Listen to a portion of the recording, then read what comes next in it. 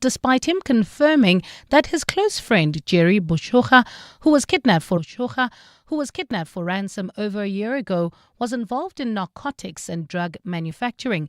Matlala has been giving evidence before Parliament's ad hoc committee, which is probing allegations of police corruption. The committee is sitting at the Kgoshi Correctional Centre for a second day in Pretoria to accommodate Matlala, who is awaiting trial for attempted murder. Babalondenze has more. Vusimuzi Matlala's evidence this morning shifted from tenders and his alleged payments to former Minister Bheki to his links to drug cartels. Matlala has also been questioned by evidence leader Norman Arendse about the kidnapping of Jerry Bushocha, who, according to Matlala, was kidnapped while transporting drugs in Centurion, Pretoria. You don't have any relationship with narcotics or drugs or drug dealers or people who deal in narcotics, despite a very good friend of yours being, you say, involved. Matlala denied any drug connections, adding that he doesn't judge his friends who are drug dealers. Not okay of it, but I wouldn't judge him. Matlala also confirmed that he loaned Bushocha 1 million rand, but says this was for his cattle farming business and not for drugs. Babalondenze, Eyewitness News, Pretoria. At the same time, MK Party MP Des van Rooyen is calling for the protection of MPs who are serving on Parliament's ad hoc committee probing allegations of police corruption. Van Rooyen made this call outside the Cape Town police station today, where his party laid a criminal complaint against one of the committee's recent witnesses, married Haas. The party says she has been misrepresenting her qualifications and says she misled the committee to believe she has a doctorate. Van Rooyen claims that Parliament is not taking the safety of all MPs seriously and says the SAPS cannot be trusted to provide the security he believes the MPs need. If the very same SARS, senior officers of SAPS are implicated in this matter. So obviously we are calling for a special security provision dispensation, to cater for all the members of the ad hoc committee. Van Rooyen says the alleged threatening text message sent to another witness, Cedric Ngabinde, allegedly by forensic investigator Paulo Sullivan last week, supports the party's view as to why security for MPs is necessary. This was clear from the word-go that they will be dealing with sophisticated criminal syndicates. For them just to be left to be on their own or to normal processes of provision of security of Parliament is not adequate. In other MK Party matters, lawyers for the organisation have argued that there is no rational link between placing Police Minister Senzo Mchunu on special leave and the outcomes of the Madlanga Commission of Inquiry. The party and its leader are back in the Pretoria High Court today to challenge the decision by President Cyril Ramaphosa to appoint Feroz Kachalia as acting police minister. This move was prompted by an explosive press briefing by KZN Police Commissioner Nhlanhla Mkhwanazi, who made serious allegations against Mchunu. The MK's battle is in the courts for a third time now after it stalled in its constitutional court in July and was struck off the roll for lack of urgency in September. Khomotso Modise has more. When President Cyril Ramaphosa placed Senzo Mchunu on special leave following the allegations made against him, he said it would be pending the outcome of the Madlanga Commission of Inquiry. Arguing on behalf of the MK Party, Advocate Dali Mpofu has pointed out that the outcomes of the commission won't necessarily inform the president's next move. He says several politicians who were implicated in corruption during the Zondo Commission were still appointed to ministerial positions. Mpofu says as a president who has the sole prerogative when it comes to appointments to the executive, Ramaphosa didn't need to have reasons to fire Mchunu. Khomotso Modise, Eyewitness News, Pretoria. We shift our focus to this now. Deputy President Paul Mashatile has urged municipalities to increase efforts to deal with challenges in their response to weather-related disasters. Mashatile delivered the keynote address at the closing of the South African Local Government Association's National Assembly in Durban. The three-day event brought together over 1,000 officials to deliberate on ways to improve service delivery as well as governance in municipalities. His address comes just 4 days after Devastating floods hit KwaZulu-Natal. Nhlanhla Mabaso has more. While mop-up operations continue in the flood-stricken New Hanover, Deputy President Paul Mashatile has weighed in on the devastating weather-related disaster. He says he studied the reports on the recent incidents. He criticized the building of homes in areas which are not conducive for building, like spaces near flood lines. He urged the mayors and municipal officials to come up with plans to address weather disasters. In this regard, we would like municipalities to strengthen municipal special arrangements because this will be very crucial to avoid some of these disasters by ensuring that land is used safely and sustainably through measures like proper zoning, ensuring proper infrastructure planning. Meanwhile, the South African Weather Service has warned more inclement weather is on its way. Nhlanhla Mabaso, Eyewitness News, Durban. And in Guinea-Bissau, the military has appointed a general as the country's new leader for the duration of 1 year. The move comes a day after the army seized power, arresting the president and derailing the announcement of election results. The coup took place as the country awaited the results of last Sunday's vote, which President Umaro Sissoco Embalo was expected to win. Guinea-Bissau has experienced 4 coups since independence from Portugal in 1974. As well as multiple attempted coups. The African Union has now called for the unconditional and immediate release of the president, as well as a return to calm. Gold is trading at $4,152.22 an ounce. The rand is at 17.18 to the dollar, 22.70 to the pound, 19.89 to the euro, and Brent crude oil is at $62.79 a barrel. Sunwood Park, Boksburg, heading towards Brakpan, bumper-to-bumper traffic, N17 eastbound. That's between Rondebold and Carnival City due to ongoing road works. There's also slow-moving traffic. That's heading towards Midrand, leaving the Sandton area on the M1 northbound between Killarney Bend and Marlborough Drive, and finally in Midrand. Also slow-moving traffic. This is on the N1 northbound between the Butlu Interchange and New Road. In your sport, Kobus Reinach to earn his 50th Test cap in Springboks clash against Wales. Arne Slot not afraid of losing his job despite Liverpool's horror run. And Geraint Thomas named Ineos racing director. It's a partly cloudy afternoon in Gauteng with thundershowers expected. Temperatures have peaked at highs of between 26 and 29 degrees. The top story in EWN, controversial businessman Vusimuzi Ketmatala has denied having any links to drug cartels. EWN, in touch, in tune, and independent. For the latest, visit ewn.co.za or download the EWN app.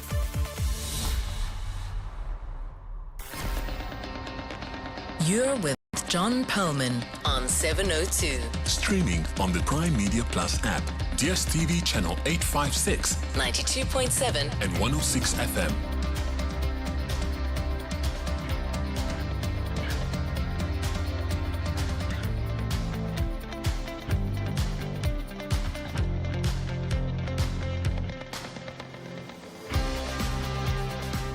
A very good afternoon, everyone. It's 9 minutes past 3 on Thursday, the 27th of November.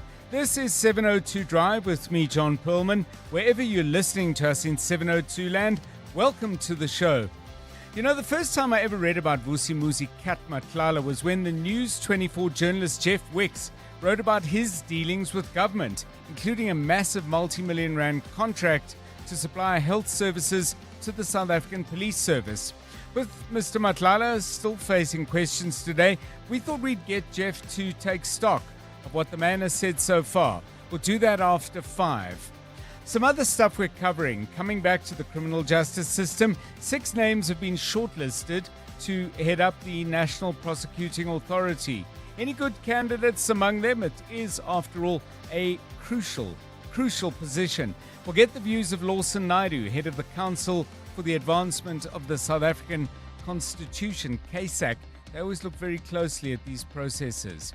As the results come in for the final by-elections of 2025, we'll get the views on a bad week for the ANC from our regular analyst, Wayne Sussman. Some seats lost, some margins severely slashed. That's at 10 to 4.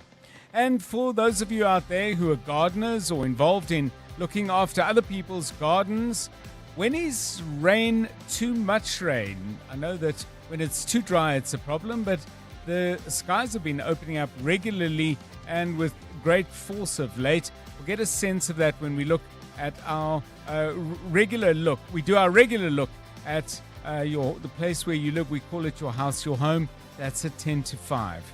We've got all that and a whole lot more on 702 Drive, including breaking news from the roads in our regular traffic updates, and the latest from the markets. On the markets right now, the JSE has given back some of yesterday's gains, with the all-share down by 835 points. SAPI down by 3.4%, Naspers by 2.8%, MTN has lost 2.5%. There has been some upside for some companies. Glencore has gained 3.9%, Life Healthcare up by 2.9% on news of some big expansion plans. Rand currently trading at 17 Rand 16 cents against the US dollar. No change from this time yesterday. A euro will cost you 19 Rand 88, 22 Rand 70 will get you a pound. The oil price is up by 31 cents, with Brent crude currently trading at $62.60, 6 cents a barrel. Stephen Critis joining us with all the details at 25 past 4. Sport with Tolakele Mganga. Really interesting lineup picked to play against Wales. We'll hear what the thoughts are of Coach Rassie Erasmus and get a good sense of what the lineup looks like. Mbali Dlamini with the latest news headlines. Karabo Chali is keeping an eye on the roads. This is 702 Drive. We are live in the place where you live, and if it's happening in 702 land, you will hear about it here first. We do need your help, of course. If there's something you have heard or seen or know about or have an insight into that we might have missed, please get in touch. 072 702 1702 or 011 883 0702. It's coming up for 12 minutes past 3. 702. Let's walk the talk. So lots to talk about, lots to inquire about, and lots to think about it. When it comes to thoughts, often the most interesting thoughts are kind of random, sort of prompted by conversations that we might have before, something we notice on the side of the road. There's something that came up at the Madlala Commission. I beg your pardon, not the Madlala Commission, the ad hoc commission looking into police corruption that I'll share with you a little bit later. Absolutely nothing to do with corruption, but a little turn of phrase that I thought, when has that become common parlance? Because it has. But later for that, Rifui Letsua has just stepped in alongside Jonathan Fairbairn, Kabazela. They've been putting the show together. Rifui, you were telling us about a rap singer or somebody who said they really like the voice they wake up with. But unfortunately, by midday, it moves up a few octaves. And, if only they could stay in bed and make calls from there. Just tell us that story briefly. Who's the rapper? I mean, I know most of the rappers, but I don't think I know this one. Yeah, you are meant to laugh. Yo, good afternoon, John, and to the rest of the 702 family. So I was I was on TikTok because Yes. I couldn't count sheep. I didn't have any sleep. I was like, you know what, let's go on TikTok. So one of the rappers, Nasty C, was saying, yo, man, I love my morning voice. It's nice and deep. It's husky. And then he's like, by midday, it's gone. I mean, he already has a bit of a husky voice, but the morning voice is top tier. Yes. So that's where I was like, this is ridiculous. And it's funny, though, because he was like, guys, help me out. Give me a bit of tips to keep this morning voice. I wish it would last longer than 30 minutes or 20 minutes. So he wakes up as Barry White and by midday he's Justin Bieber, that kind of thing, or not quite that bad. Not that extreme, but I think you know where we're going with this. So that got us talking about this particular topic. And it's a really simple question, but I think it's an interesting one for me and for all of us, in fact, because of the work that we do. And the question is, do you like the sound of your own voice? Because we often listen back to things we've done for various reasons. Sometimes we hear our voice on promos for the show, or, for example, when we're entering for something like the Radio Awards, which are on next Saturday night. Wish us luck, please. You listen back and you think, who is that? It's you, pal. So, I mean, Kabazela, you've been doing this for a long time, on air for a good many years now, even though you did start more in the production side. Do you like your own voice? Afternoon, John, and afternoon to our 702 family. I'm not a big fan of my voice. So like when I'm talking to you now, I'm hearing something and I'm like, okay, it sounds all right. But then when I hear a recording of my voice, I mean, I do voiceovers as well. Yes. And then I'll hear my voice on an advert and I'm like, ooh. Okay. So maybe it's not a fact that I don't like the tone of my voice or the sound of my voice, but it's just like, okay, that's me. Yeah. You know, it's weird. It's like I can't really put it into words, but so what I'm trying to say is I don't dislike my voice. Maybe I just don't like me hearing my own voice. Yes. No, I think I know exactly what you mean. How about you, Karabuchale? I mean, let me preface this. Well, just step in before you answer. Has your voice changed in your life over radio? I mean, ideally one should become more relaxed and your more natural voice becomes your radio voice. But what's your journey been like? Oh, obviously, I've been more comfortable as the years go, so my voice is more relaxed. But honestly, I don't like my voice at all. I cringe every time. I know. Yeah, it's okay. I honestly cringe every time I listen to myself. I'm like, really? Is that really me? Are people being fake when they're saying, oh, you got a nice radio voice and blah, blah, blah? And I'm like, I honestly don't like my own voice. Particularly when I start giggling and laughing. I'm like, what are you doing? There you go. You have a good laugh, a great voice. So I mean, the interesting thing is, when I listen back, I can tell, for example, if I'm a little bit stressed. And I don't mean stress with a big capital S, but for example, if it's an interview and the stakes are quite high or whatever, I can definitely hear a little bit. I go up a little bit. I can feel it tightening. Breathless. There's breath. Yes. And you're right. The breath is not as even as you'd want it. But the one thing I really noticed, and I actually spent some time trying to fix it, is when I'm talking over music, I found I was talking against the music instead of just... So you were straining a little bit. Yes, instead of just absolutely relying on the other Karabo who's doing the mix and is making sure that, it sounds absolutely fine. I don't have to fight. So very interesting. I'll tell a story a little later about Barack Obama and his first big political appearance and what he did with sound when he did his sound check. It's a fascinating thing. I'll share that with you when Tolakele comes in and shares her thoughts. But your voice...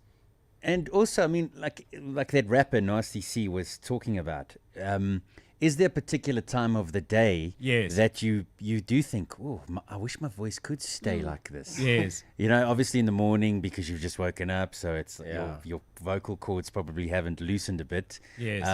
I do like the sound of my voice early in the morning as well, I must say. And then I find as the day goes on, probably the deepness changes a little bit from what I found. But do people like the sound of their own voices? Yes. Okay, let's hear it. So Joni says, who does? I don't know. We're going to find out.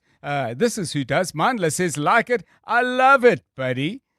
So there we go, Joni. There's one. That's Mandla. By and large, we're all a little bit equivocal. Makosa Zane says, I do not like hearing my voice. And we had one more. Okay, I'll find it. Let's get into the traffic. We'll come back to your thoughts on your voice shortly. But first, what's happening on the roads? Well, at this stage, John, in Tembisa, we have an accident scene. R21 northbound near Olifantsfontein Road, causing more than an hour delay. So if you're leaving OR Tambo International Airport, Kempton Park area, heading towards Pretoria, avoid the R21 at all costs. Rather use Pretoria Road through the Kempton Park CBD. There's also slow-moving traffic. That's in the Sunwood Park area. This is due to roadworks on the N17 eastbound between Rondebold and Carnival City. Heading in and out of the Joburg CBD, there's about a 20-minute delay on Main Reef Road between Anderson and Nazareth Road. Also in Melrose, there's traffic pressure on the M1 northbound between the Killarney Bends and Marlborough Drive. And in Midrand, traffic remains heavily backed up, heading towards Centurion on the N1 northbound between the Butlu Interchange and New Road. If you come across any other traffic issues, please WhatsApp us on 072-702-1702.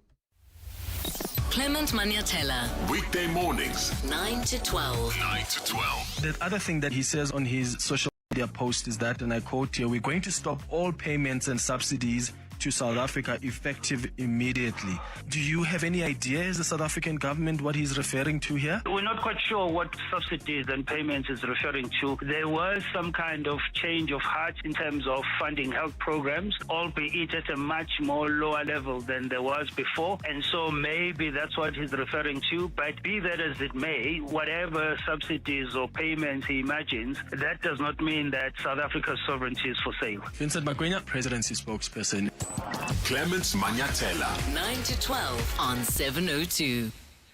The 2025 SALGA National Members Assembly is happening right now in the city of eThekwini, where South Africa's local government leaders are shaping real solutions for stronger, more resilient municipalities. From infrastructure renewal to digital transformation, climate action to revenue strengthening, the National Members Assembly is where action meets impact. Stay informed and follow all the highlights and key outcomes on SALGA's official platforms. SALGA, inspiring service delivery.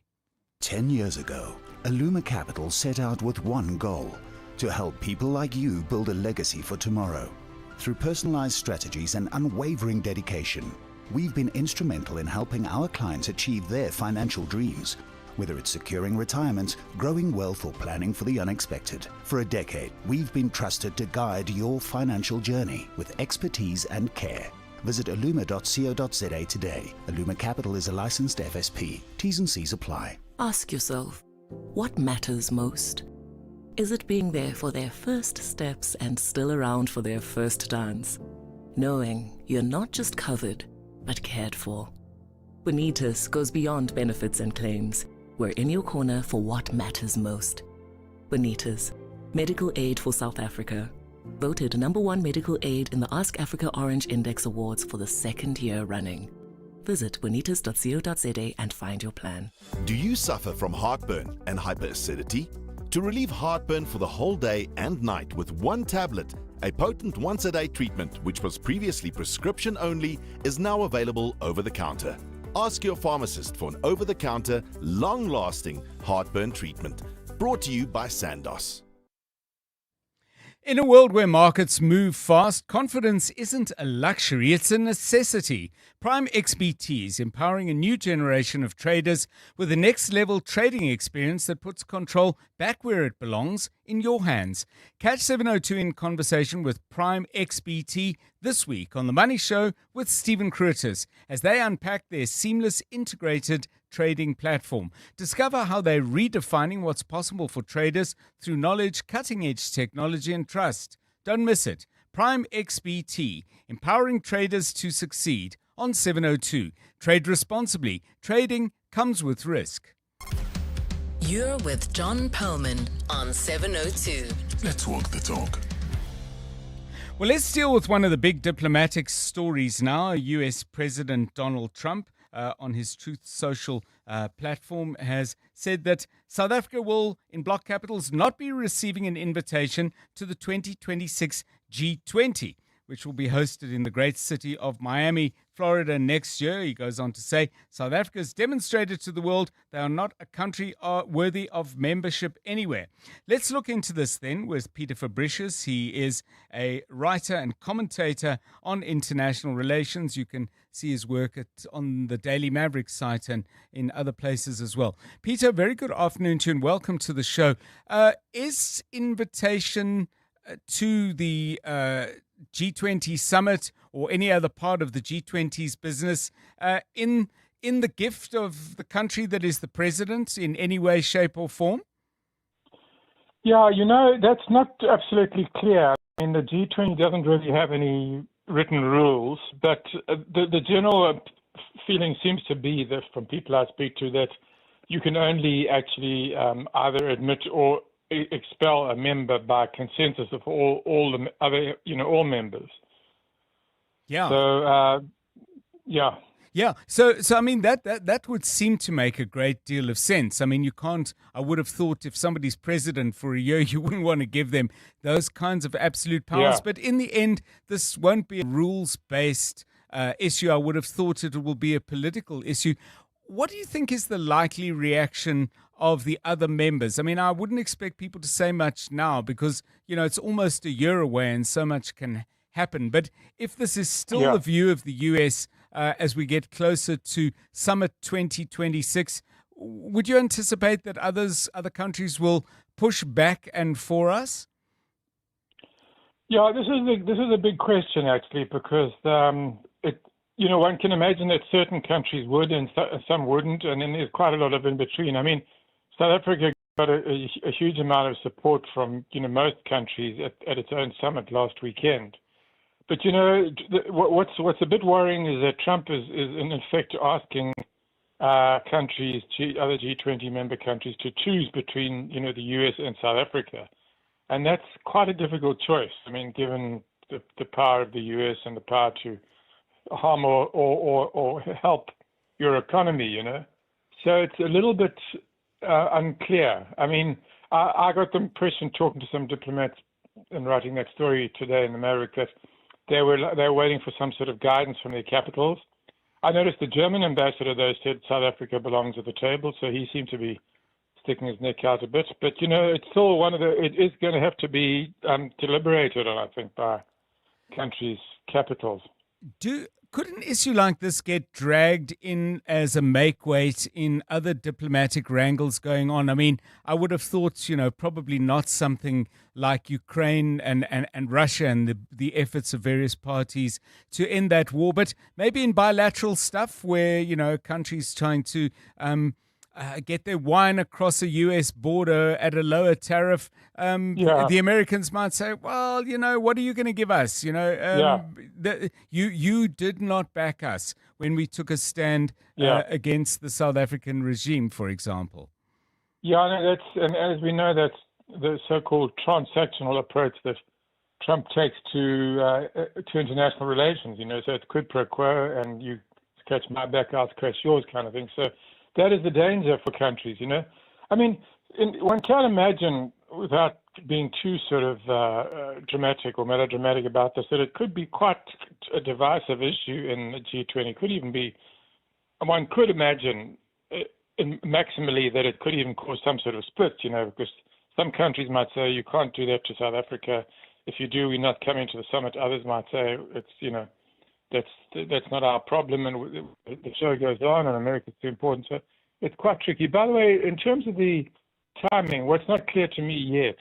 I mean, if you read Trump's statement, explicitly, it's talking about the summit. But the meetings are starting next month to prepare for that summit. And they'll be in the US, the meeting of the Sherpas. So the question arises: will South Africa be permitted to come to the meetings of the Sherpas, etc., if it's not going to be permitted to come to the summit? So this issue could come to a head quite quickly. I suppose that, I mean, who knows what the US president might pronounce on and what he might believe he can do. But it's one thing to say, well, you're not going to be welcome at Mar-a-Lago. But I wouldn't have thought that could extend, even if they did have some right in that and some muscle, by the way, because they could just say we're not giving you visas, which would on one level close the issue. But in terms of participation in the structures that have been created before South Africa's presidency during this year and that are meant to run on in 26, I wouldn't have thought you could easily say, well, you are not going to be welcome at the discussion on debt repayment structuring, for example. Yeah. Well, I mean, in a sense, I would have thought that to exclude somebody from the summit almost implicitly excludes them from the preparations for the summit, okay.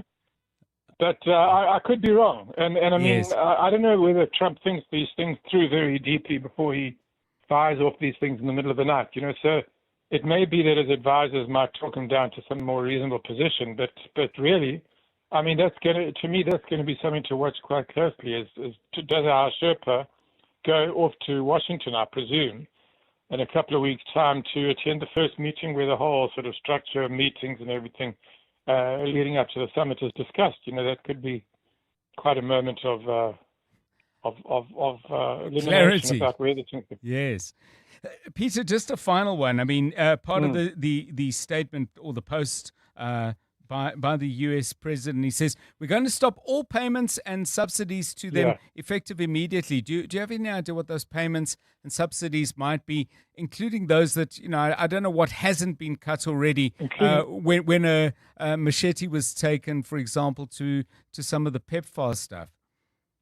Yeah, exactly. So the only thing that I can think of now, no one can tell me what subsidies means, and he may have just, made it up. I mean, he's not a man for detail, as we know, of the policies of different countries, his own U.S. relations. But I think that the big concern here would be PEPFAR. I think about half of PEPFAR, of the PEPFAR funding was slashed before, back when he his first blowout about this. So there's still half left, and that is seriously endangered. But whether that will go through with that, because, he has before threatened to cut it all out. Yes. And somehow, he was talked off that, or his officials were. So it's a bit unclear, to be honest. But there's quite a lot of money at stake. Yeah, well, there's lots to watch out for. Keep an eye on what Peter Fabricius writes on the Daily Maverick platform. Thank you to him for giving us his time on 702 Drive, 29 minutes to 4. Okay, let's go back to what is, I think, a very, very busy news day, scrambling to keep up with all the stories from different parts of the country. Mbali Dlamini, what you got? Good afternoon. Thanks, John. Good afternoon. Well, convicted husband killer Najwa Peterson's latest bid to be released on parole has been dealt another blow. EWN has reliably learnt that the Correctional Supervision and Parole Review Board has denied her application for parole. This is the second time in just over a year that she has applied to be released. She is behind bars serving a 28-year sentence for orchestrating her husband Talib Peterson's murder. The music and theatre legend was shot dead in his Athlone home in December 2006. His brother Iksan Peterson has told Eyewitness News that while the family is relieved by the parole board's decision, this will not bring their brother back. A lot of people say give and forget. The whole thing is, yes, we will never have my brother. We will never able to see his voice or whatever again. But the end of the day is, we are also human beings. But if you can't give us the truth, then what do you expect from us? In the courts, alleged underworld gang boss Nafiz Modak has denied using multiple cell phone numbers to orchestrate the murder of top cop Charles Kinnear. Modak remained defiant today while being cross-examined about the charges he faces related to Kinnear's murder 5 years ago. Kinnear was investigating Modak when he was shot dead outside his Bishop Levy's home in September 2020. Carlo Peterson reports. State Prosecutor Greg Volmerant set out to show Nafiz Modak used at least 4 phone numbers to plan the murder of top cop Lieutenant Charles Kinnear. Evidence shows Modak instructed and paid co-accused Zane Killian to ping the whereabouts of Kinnear before his eventual murder in September 2020. Volmerant used information collected from various cell phone companies to show Modak was using different phone numbers to communicate with Killian. Someone else took your handset and put in this SIM for the 100, 200 number and made use of your handset. Is that what you're telling us? That's right. Okay. Modak told the court his brother co-accused Yasin Modak may have been using his phone. Carlo Peterson, Eyewitness News, Western Cape High Court. To this now, political infighting continues to plague Floyd Shibamvu's Africa Maibuya movement. In the latest, Robert Nwedo has quit as the party's deputy president just 2 months into the job. His resignation comes a few weeks after Nolubabalo Mcinga was fired as the party's second deputy president following a fallout with Shibamvu. Tabiso Koba has more. In his resignation letter, Robert Nwedo says he's stepping down to focus on his trade union, Mausa. Mausa represents thousands of EPWP workers across the country. His exit from the party represents a significant blow to Floyd Shivambu's newly formed political party. Nwedo has refused to comment on his abrupt exit, instead saying his reasons will be outlined at a media briefing next week. The Africa Maibuya movement is due to hold a fundraising gala dinner tomorrow, where tickets to sit with the deputy president were selling for 1.5 million rand. Tabiso Koba, Eyewitness News. And in Japan, beer giant Asahi says it has not engaged with hackers who hit it with ransomware in September this year. The cyber attack was the latest high-profile global corporate target. The company says it has not received any specific demands from the hackers, who may have already leaked the data of around 2 million people. Asahi has already delayed the release of its third quarter earnings, and yesterday it announced that the full-year results have also been postponed. It's a partly cloudy afternoon in Gauteng with thundershowers expected. Temperatures have peaked at highs of between 26 and 29 degrees. In Nooitgedacht, there's an accident scene heading towards Krugersdorp, but that's on the N14 westbound before Malibongwe Drive, causing more than an hour delay all the way from Diepsloot, Tembisa. Also, accident scene R21 northbound near Olifantsfontein Road, also causing about an hour delay. The top story in EWN: convicted husband killer Najwa Peterson's latest bid to be released on parole has been dealt another blow. Africa Milani. Weekday mornings, 4 to 6. The U.S. president expectedly taking to Truth Social, saying that the United States did not attend this year's summit in Johannesburg because the South African government refuses to acknowledge or address the horrific human rights abuses endured by Afrikaners, and as a result, South Africa will not be invited to next year's G20 summit. I didn't think it was going to happen quite as soon after the conclusion of the Leaders Summit, but this was bound to happen because this is classic bully behavior. Africa Milani. 4 to 6 on 702. Team, summer is game time in Mzansi. Every tap, scan, swipe, it all adds up. And FNB is giving us big rewards, partner deals, e-bucks, defense tips, and chances to score experiences money can't buy. But you're only in the game if you paid with FNB. So stay sharp, spend clever, and let's dominate. Get in the game with FNB. Help changes everything. FNB, a division of First Rand Bank Limited, an authorized FSP and credit provider. NCRCP 20. T's and C's, earn rules and limits apply. Black Friday weekend is now on at Checkers. Save up to 50% on deals like Coca-Cola Original Taste Less Sugar Soft Drinks, 1.5 litres, 4 for 49 Rand. Save 35 Rand. Bacoma Wheat Bix, 1.35 kgs for 69 Rand. Save 21 Rand. And Baby Soft 2-ply toilet rolls, 18 per pack for 99 Rand. Save 71 Rand. Deals valid until Sunday, 30 November 2025. Only at Checkers and Checkers Hyper. In-store only. 702. WhatsApp John on 072 702 1702. There's only one time I love my voice. That's when I'm leaving people voice notes saying, "Thank you very much for your payment." Ross from Kensington. The weird thing is, when I hear myself talk, I sound fine. But when I listen to a recording of my voice, I think I sound terrible. So I don't know how it works. Hi, Dr. John and the team. The richness of the voice, its timbre, warmth, depth, cadence, have to be proportional to what you're trying to say. Where, for example, if you are giving online financial advice, medical advice, technical advice, you can't have a certain tone. You can't be sounding shrill and insecure. You have to sound like you know what you're doing, sound magisterial, sound genuine, sound sincere, and you come across as credible. And you have to love your own voice, eh? It's the only vibration that your body sends out to the world. Yeah, beautifully put that. Couple of you on your WhatsApp text messages. Diggy Lady says, "I hate it so bad. The first time I listened to my WhatsApp voice note, I couldn't believe my ears. I didn't realize I speak so slow and boring." And Seppel says, "Me? Like the sound of my own voice? Nah, I don't even listen to my own voice notes." I must admit, I don't really listen to my own voice notes either. Every once in a while, I might just check back on something. And let me just add a layer to the conversation we're having. By the way, I just asked the simple question: do you like the sound of your own voice? If you didn't, and for example, not just necessarily didn't like it, but you felt it wasn't fit for purpose, maybe you're having to do a lot of presentations, maybe you were a teacher starting out in the world of education or whatever.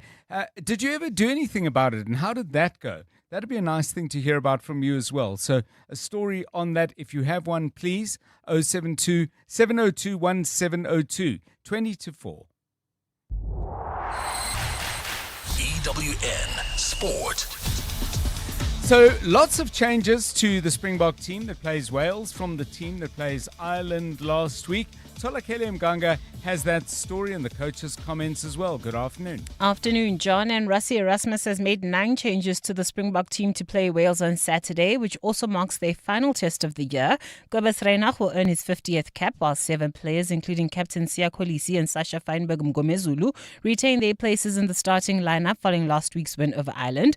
The front row combination features Johan Grobler, Wilco Louw and Gerard Steenkamp, while Erasmus has opted for a 7-1 split in favour of the forwards on the bench. The team selection was, I don't think we planned the beginning of the year that we're going to go 7-1 against them. It's actually the only guys available after discussing with our franchises. This is almost forced on us. So we actually, one injury and Tux is in, another injury and Dwayne is in. But that's the chance we were willing to take for our franchises, for them to have a proper start in the URC. The Bulls have confirmed the return of loose forward Aurich Louw, who'll start on the bench for their URC clash against the Lions. He's been out of action for almost 10 months with a knee injury. Meanwhile, Handré Pollard will sit out the Yekske derby following his return from national team duty with the Boks. Over to the UEFA Champions League, where Arne Slot insists he's not in fear of being sacked as Liverpool manager. That's after they suffered a 4-1 defeat to PSV. The Reds are on their worst run since 1953, as they've now lost 9 of their last 12 matches across all competitions. I don't think it's important if it's fair or not, but that it's normal, and that I understand. If any manager around the world loses football games, let alone so many as we've lost, it's quite normal that people have an opinion about that, and if that's fair or not fair, that's for other people to judge. But that it's normal. I think it is that if you lose so many times that people start talking about that. And former Tour de France winner Geraint Thomas has been appointed as Director of Racing at Ineos and provide input into issues such as race strategy and rider recruitment. Thomas won the Tour in 2018 with Team Sky, which later became Team Ineos, and retired from cycling in September following the Tour of Britain. Tolakele Mganga, Eyewitness News Sport. EWN Traffic. Eyewitness News traffic with Plumlink, your local plumbing store. Visit plumlink.co.za to find your nearest store. At 18 minutes to 4, problems out in Tembisa and some updates as well. Here's Karabo Chali. Yes, John, at this stage in the Tembisa area, heading towards Pretoria, you can... There's an accident scene there. That's on the R21 northbound near Olifantsfontein Road, causing more than an hour delay all the way from the R25 Papsfontein off-ramp. So avoid that route at all costs. Rather use Pretoria Road through the Kempton Park CBD and then through Tembisa as well. And then you can catch the R21 northbound at Olifantsfontein Road. Sunwood Park, also bumper-to-bumper traffic on the N17 eastbound between Rondebolt and Carnival City due to roadworks. In Nooitgesig, there's issues there. We've received a voice note detailing what's happening. Hi, 702 team. There's a massive accident on the N14 driving towards Krugerstop. So it's to me stuck on the N14 traffic just after this lot of ramp. We understand still as we speak. Right. Yeah, at this stage you can expect more than an hour delay. That's if you're leaving Deep Sloot heading towards Krugerstop.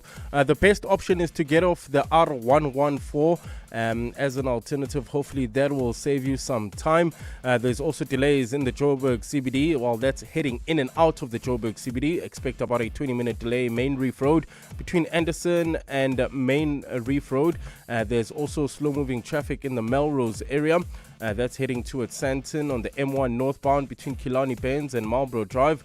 And in Midrand, traffic heavily backed up. N1 northbound between the Butqueens Change and New Road. If you come across any other traffic issues, please WhatsApp us on 072-702-1702. There's more EWN on air, online, and on the EWN app.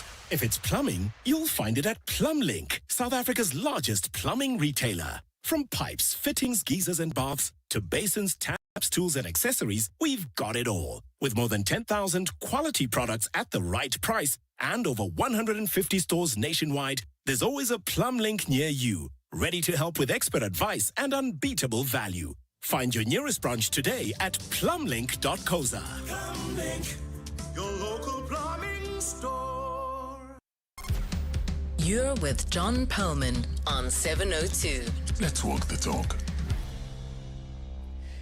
7:02 Drive, it's 3:45 on the show. Good to have you with us on this afternoon, on this Thursday. So, Tola Kelly, we've been asking people if they like the sound of their own voice. I think it's fair to say that the majority of people don't seem to like their voice.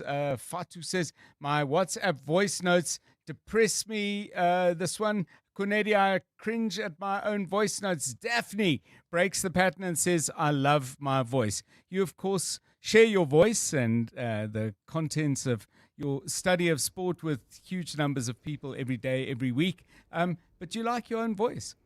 Not always. Okay. When I'm just like cackling with my friends, I enjoy listening back to the voice note, but generally I don't like hearing my own voice, because then I'm also so critical of like me stumbling, me kind of not showing the right tone and intent in the message. That's why I will like physically type the text, because I just prefer that over listening to my own voice.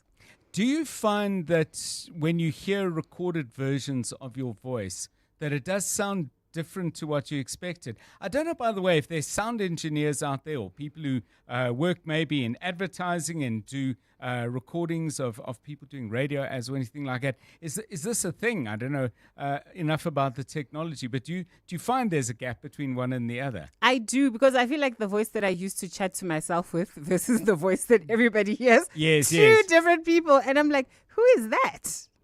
Yeah, it's interesting. Hey, give us a thought on that on 011 883 0702. And by the way, if you, and I asked this yesterday, if anyone has had time to switch their TVs on, I mean, I think it's on pretty much every news channel, the Parliamentary Ad Hoc Committee with Vusimuzi Kat Matlala testifying, but also now being questioned by the various members of Parliament from different parties. I found it absolutely riveting. As I said yesterday, just the intricacy of what's going on. When I say riveting, I don't mean entertaining in a light way. Some of it is really quite dismaying, but be that as it may, if you've been watching and you've formed some opinions or you have some thoughts, please do share that with us on 011 883 0702. Drive home with John Perlman on 702. Let's walk the talk. Good afternoon, 702 and the fellow listeners. Ooh! This old man, the evidence leader, that FSC, in that ad hoc committee, the OPA, he didn't do his homework. The type of questions that he's asking, they are so irrelevant. I mean, really.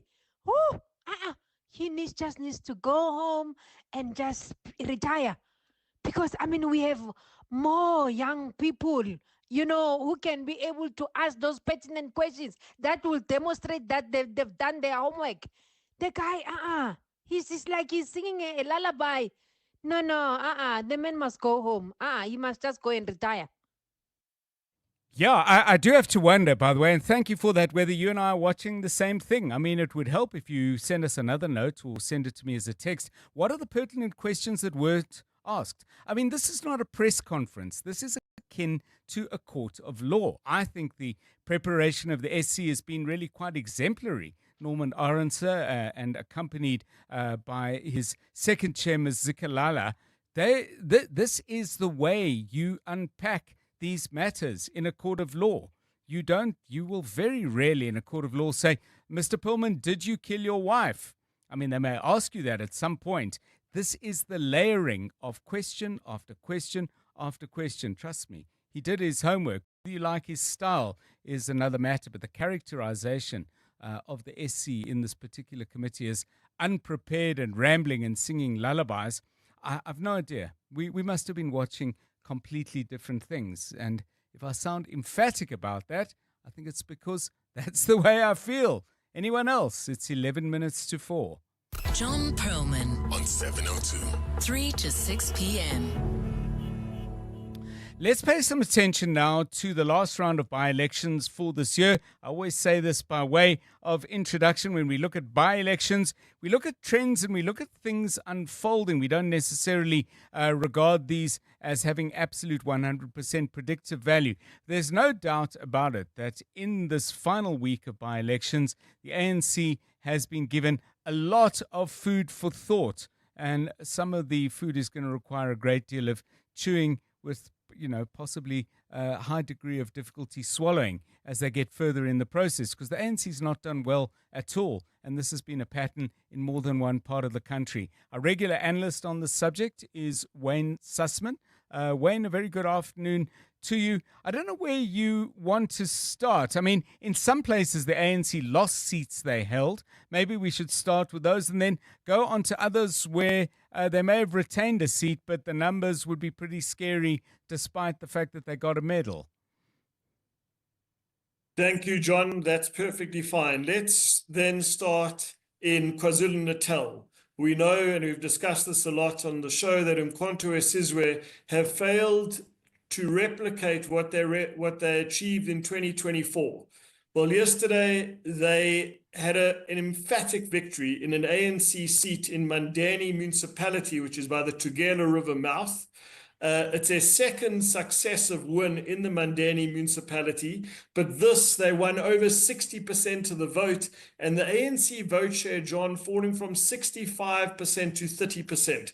So Umkhonto weSizwe, which has had a difficult year in by-elections, will be delighted about this, and the ANC have their work cut out as we approach the local government election year next year in 2026 in KwaZulu-Natal. So that's the first one I wanted to discuss. And then you also saw the ANC lose a seat, John, in the Eastern Cape and the Northern Cape as well. Yeah, I mean, it's very interesting. So who's eating their lunch? MK Party in KZN, and some success for the Patriotic Alliance. Tell us where, because invariably where the by-election takes place, while it doesn't necessarily prevent us from drawing larger conclusions, but it does give us context. Yeah, we've discussed this many times, that in most of the Eastern Cape, the ANC support's rock solid, but they've lost another seat in what we call the Sarah Baartman district in the municipality of Kokama, the small town of Louterwater. And there, the Patriotic Alliance have won their second successive seat off the ANC. Now, the loss of the seat is actually caused by DA voters in this particular part of the Eastern Cape moving over to the PA more than the ANC voters. But at the end of the day, the ANC loses the seat. So the Patriotic Alliance will be delighted. And they're now the kingmakers in this municipality and hope that they can maybe get the mayoral chain there.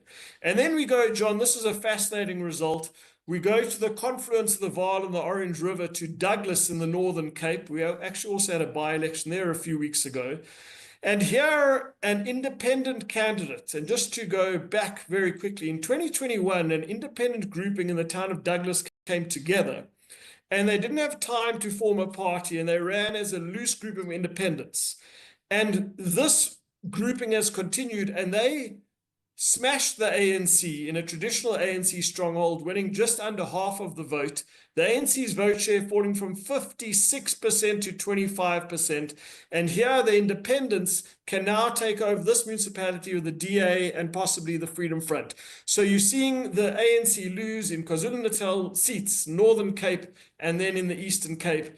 And again, John, there was very interesting. Zamani Saul, a premier who I rate very highly, I think is a very talented leader in the ANC. I was watching his social media yesterday, and he was exuding all this confidence and saying that victory is certain in Douglas. They are on their way to a big victory, but those votes didn't come in, and the ANC have a lot of food for thought now in the Northern Cape.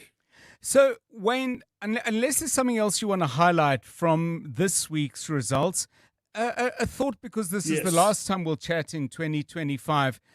What are the key trends that you've seen over this year that may certainly go into 2026? Whether that prefigures the final election results or not is not something we're going to burden you with right now. But in general, what your thoughts on what's been of particular interest in this calendar year?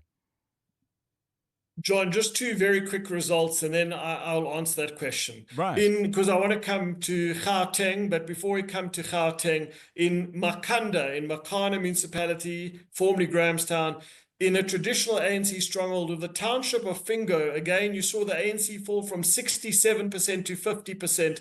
And here it was the Democratic Alliance, not a traditional area for the DA to do well in, growing from 1% to 25%. And then we're going to move very quickly to the West Rand, to Murrayfield Municipality, to the gold mining town of Carltonville in the Goedsong Township. Right. Here, the ANC's vote share fell from 76% to 49%.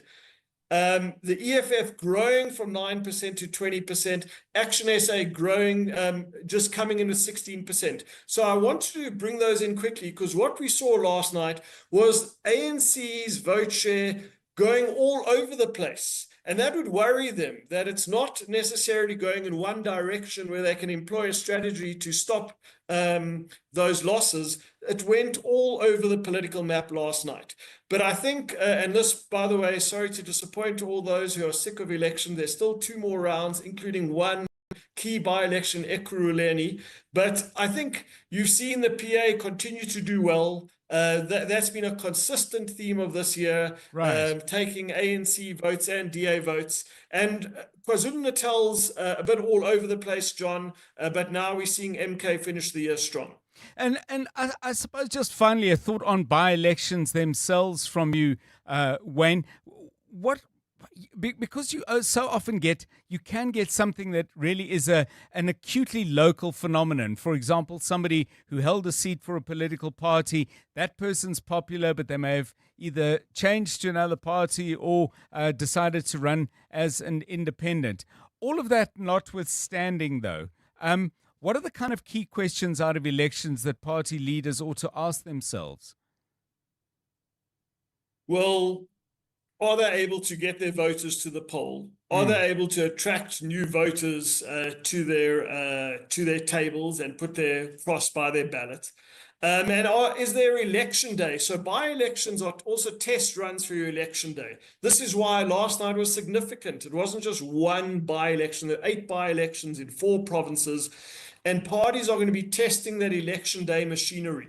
So are they still able to appeal and resonate to voters? And last night suggests that it was a difficult night for the ANC and that there's a lot of work ahead on the road to the 2026 local government elections. Thanks so much, Wayne Sussman. Have a look, by the way, at his detailed report on the Daily Maverick site. There are lots of interesting graphics, and what's of particular interest is obviously the numbers each party achieved, if indeed they competed last time round. The numbers they achieved in 2021, the numbers they achieved admittedly in a different kind of poll in the national and provincial elections in 2024, and then, of course, the most recent results. And if you've had a by-election in a place where you live, or perhaps a place to which you have connections, even if you don't always reside there, give me your thoughts. What did you see? What did you hear? What were people saying? It's always useful to get your take on these things as well. The number you use is 072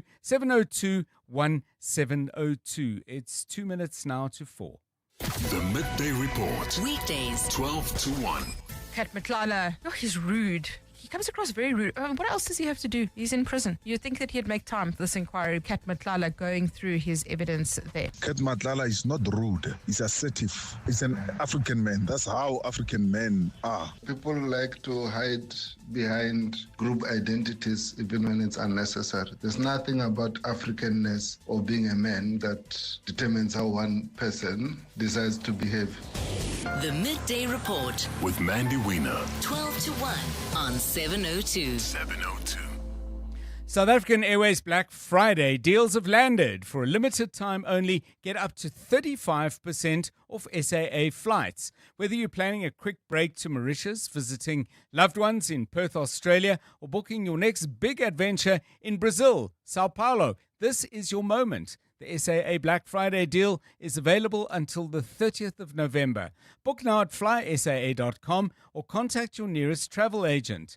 South African Airways, taking you further for less this Black Friday. Click season is different from any other ho. Oh? Yes, here's why.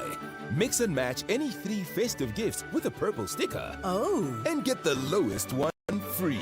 Oh. With the famous Clicks Purple Sticker promotion. It's oh. Only at Clicks. Feel good, pay less. Deals valid until 24 December or while stocks last. T's and C's apply. Whether it is a CCMA referral, problems with a mechanic, unfair blacklisting, or an uncontested divorce, Clientele Legal offers professional legal services to all South Africans. Our plans are affordable, and you receive up to 745,000 rand worth of legal services per year. We cover civil, criminal, and labor-related matters. Our nationwide legal teams are standing by to support you 24 hours a day. Plus, all plans include a 5,000 rand bail benefit. Join today. SMS Legal to 48721. That's legal to 48721. Clientele General is an authorized FSP and licensed non-life insurer. T's and C's online. Standard rates apply.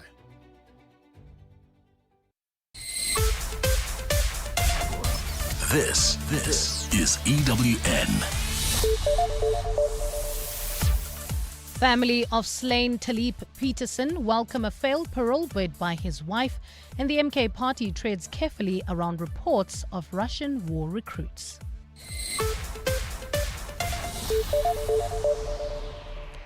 Good afternoon, I'm Bali Lamini. The family of late theatre and musical icon Talib Peterson has expressed relief following a decision to deny his wife Najwa Peterson release from prison on parole. EWN has reliably learnt that the Correctional Supervision and Parole Review Board has denied her application. This was the second time in just over a year that she had applied to be released. She is behind bars serving a 28-year sentence for orchestrating her husband Talib Peterson's murder. Ntutuzelo Nene has more. Najwa Peterson qualifies to apply for parole since she served 16 of her 28-year prison sentence. Her two co-accused, Abdur Mjedi and Wahid Hassan, were sentenced to 24 and 25 years in prison and were released on parole in 2020 and last year respectively. The music and theatre icon was shot dead at his Athlone home on the night of December 16, 2006. 2 years later, she was found guilty of orchestrating his murder. Talib's brother Ihshan Peterson has told Eyewitness News that Najwa has only herself to blame for her situation. It's her own actions and her own behavior and her own thinking capacity. That's why she was denied bail. The reasons for denying her parole have not yet been made public. Ndutuzelo Nene, Eyewitness News. Controversial businessman Vusumuzi Matlala has denied having any links to drug cartels. This is despite him confirming that his close friend Jerry Boshoga, who was kidnapped for ransom over a year ago, was involved in narcotics and drug manufacturing. Matlala has been giving evidence before Parliament's ad hoc committee, which is probing allegations of police corruption. The committee is sitting at the Hoshimampuru Correctional Facility in Pretoria to accommodate Matlala, who is awaiting trial for attempted murder there. Babalondenze reports. Vusumuzi Matlala's evidence this morning shifted from tenders and his alleged payments to former Minister Bheki Cele to his links to drug cartels. Matlala has also been questioned by evidence leader Norman Arendse about the kidnapping of Jerry Boshoga, who, according to Matlala, was kidnapped while transporting drugs in Centurion, Pretoria. You don't have any relationship with narcotics or drugs or drug dealers or people who deal in narcotics, despite a very good friend of yours being, you say, involved. Matlala denied any drug connections, adding that he doesn't judge his friends who are drug dealers. Not okay of it, but I wouldn't judge him. Matlala also confirmed that he loaned Boshoga 1 million rand, but says this was for his cattle farming business and not for drugs. Babalondenze, Eyewitness News, Pretoria. At the same time, Action SA and Ekurhuleni is opposed to a proposal to suspend two senior officials implicated at the Madlanga Commission of Inquiry. The City Council has been debating whether or not to suspend Head of HR Linda Klashega and Head of Legal Services Kemi Bahari. The two are accused of delaying the suspension of EMPD top cop Julius Mkhwanazi, despite police watchdog IPID recommending disciplinary action against him. Mkhwanazi is alleged to have entered the city into an unlawful agreement with a company owned by suspected criminal Vusumuzi Matlala. Alfara Mshwana has more. Earlier this month, the city of Ekurule's former director for employee relations, Xolani Ngciza, told the Madlanga Commission that the city's head of HR, Linda Kashega, and head of legal services, Kemi Behari, allegedly shielded EMPD top cop Julius Mkwanazi from accountability. EWN understands that Mayor Dr. Kagaza is presenting a report to council today outlining why he believes the two officials should be suspended pending internal disciplinary processes.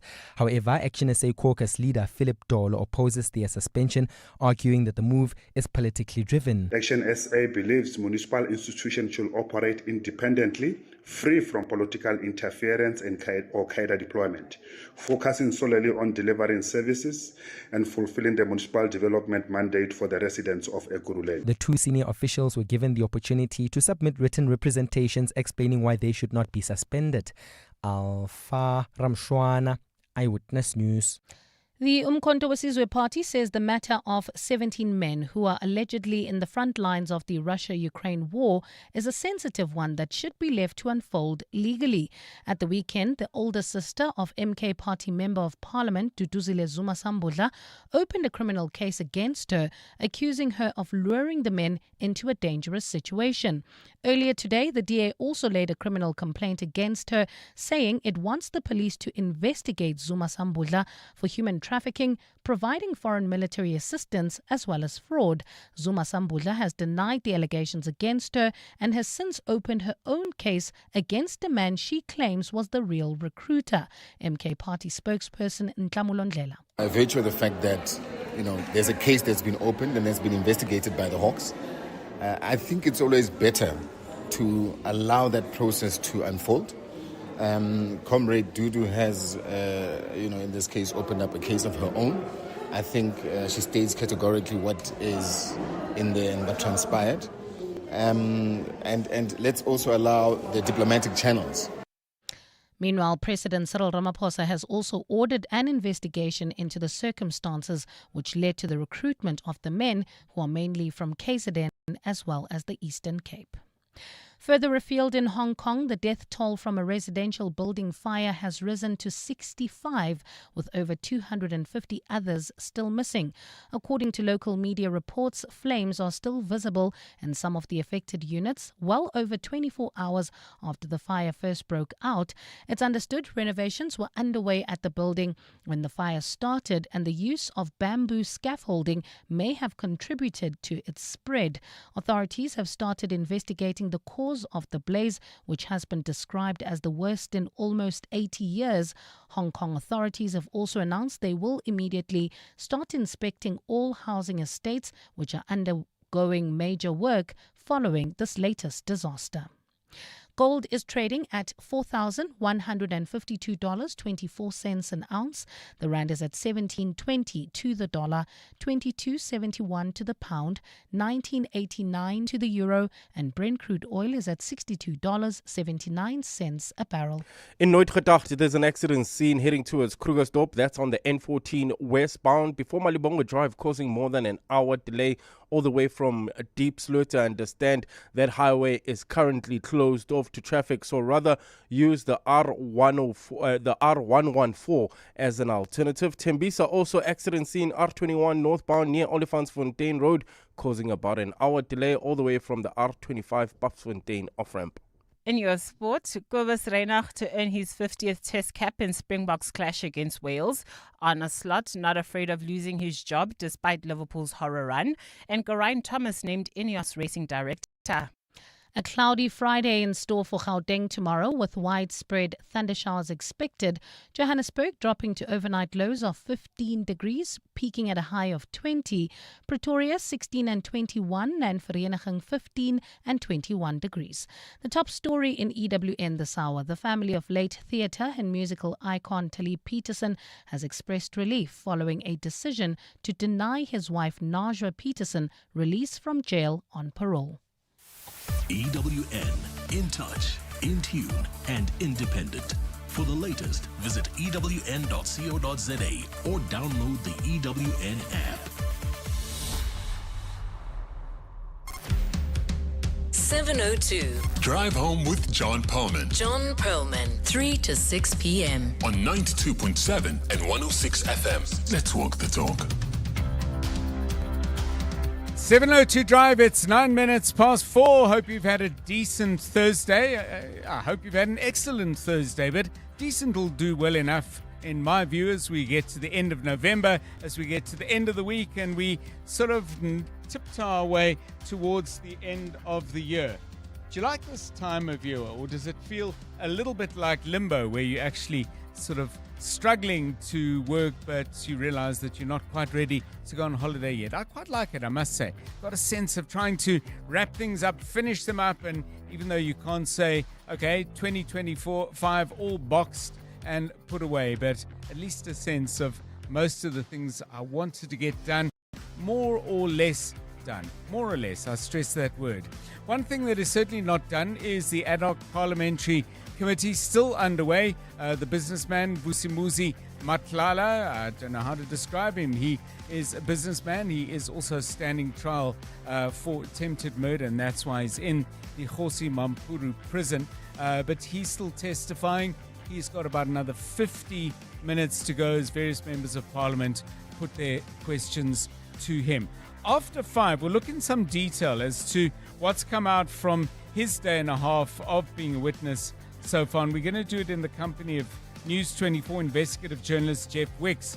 We chose Jeff to come along because I think it was Jeff, certainly in my case, was the very first person who wrote about Matlala in the very first place and focused very strongly on the deal, the contract he was given to provide healthcare services to the South African police. Jeff with us at about 10 past 5. Staying in the area of the criminal justice system, 6 names have been shortlisted to replace Advocate Shamila Batoy as head of the National Prosecuting Authority. Lawson Naidu, Executive Secretary of CASAC for the Council for the Advancement of the South African Constitution, will be joining us to give us his views of the names and indeed of the process. We'll hear about the South African Local Government Association. They've just concluded their National Assembly.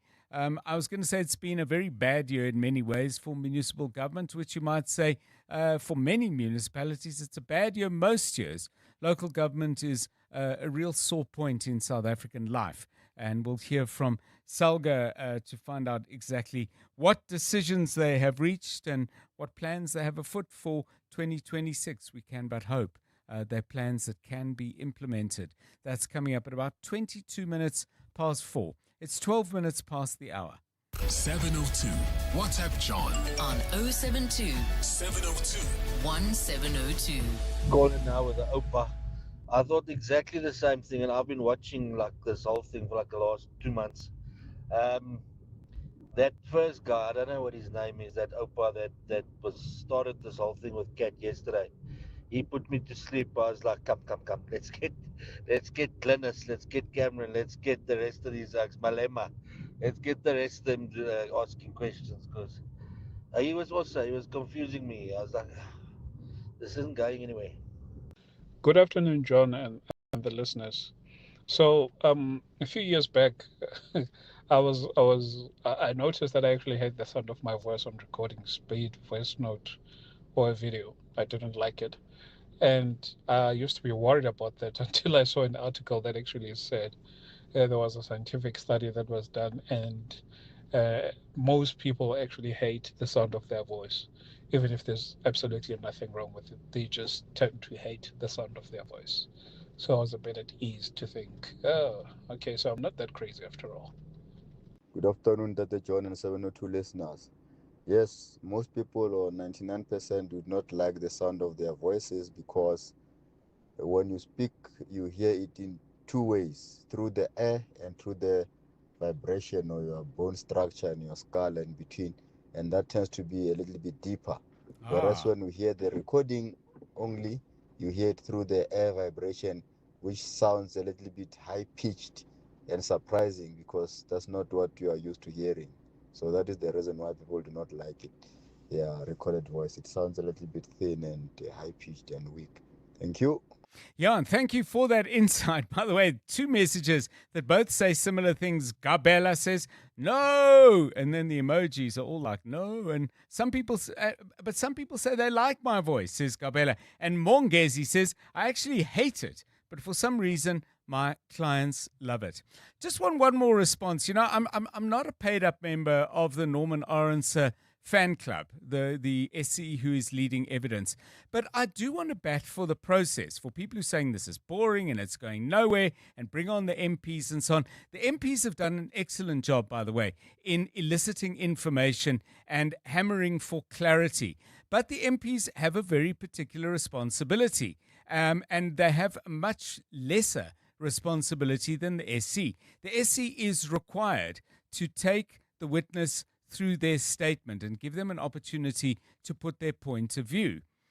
I couldn't be more different. And I wonder if this is the difference between Test cricket and T20 cricket. I don't expect every ball to go for 6. I am interested in the accumulation of information, of answers, of questions, of facts, because it is in those moments, once that accumulation starts becoming substantial, that a witness who is not telling the truth is going to get caught out. They will very rarely be caught out with a single punch to the head. I know I'm mixing metaphors and sports here. So whether it's Norman Orense or it's anybody else, I'm referring to the various people who've been leading evidence at the Madlanga Commission in the same light. This is the way judicial processes of inquiry and inquisition work, to my mind.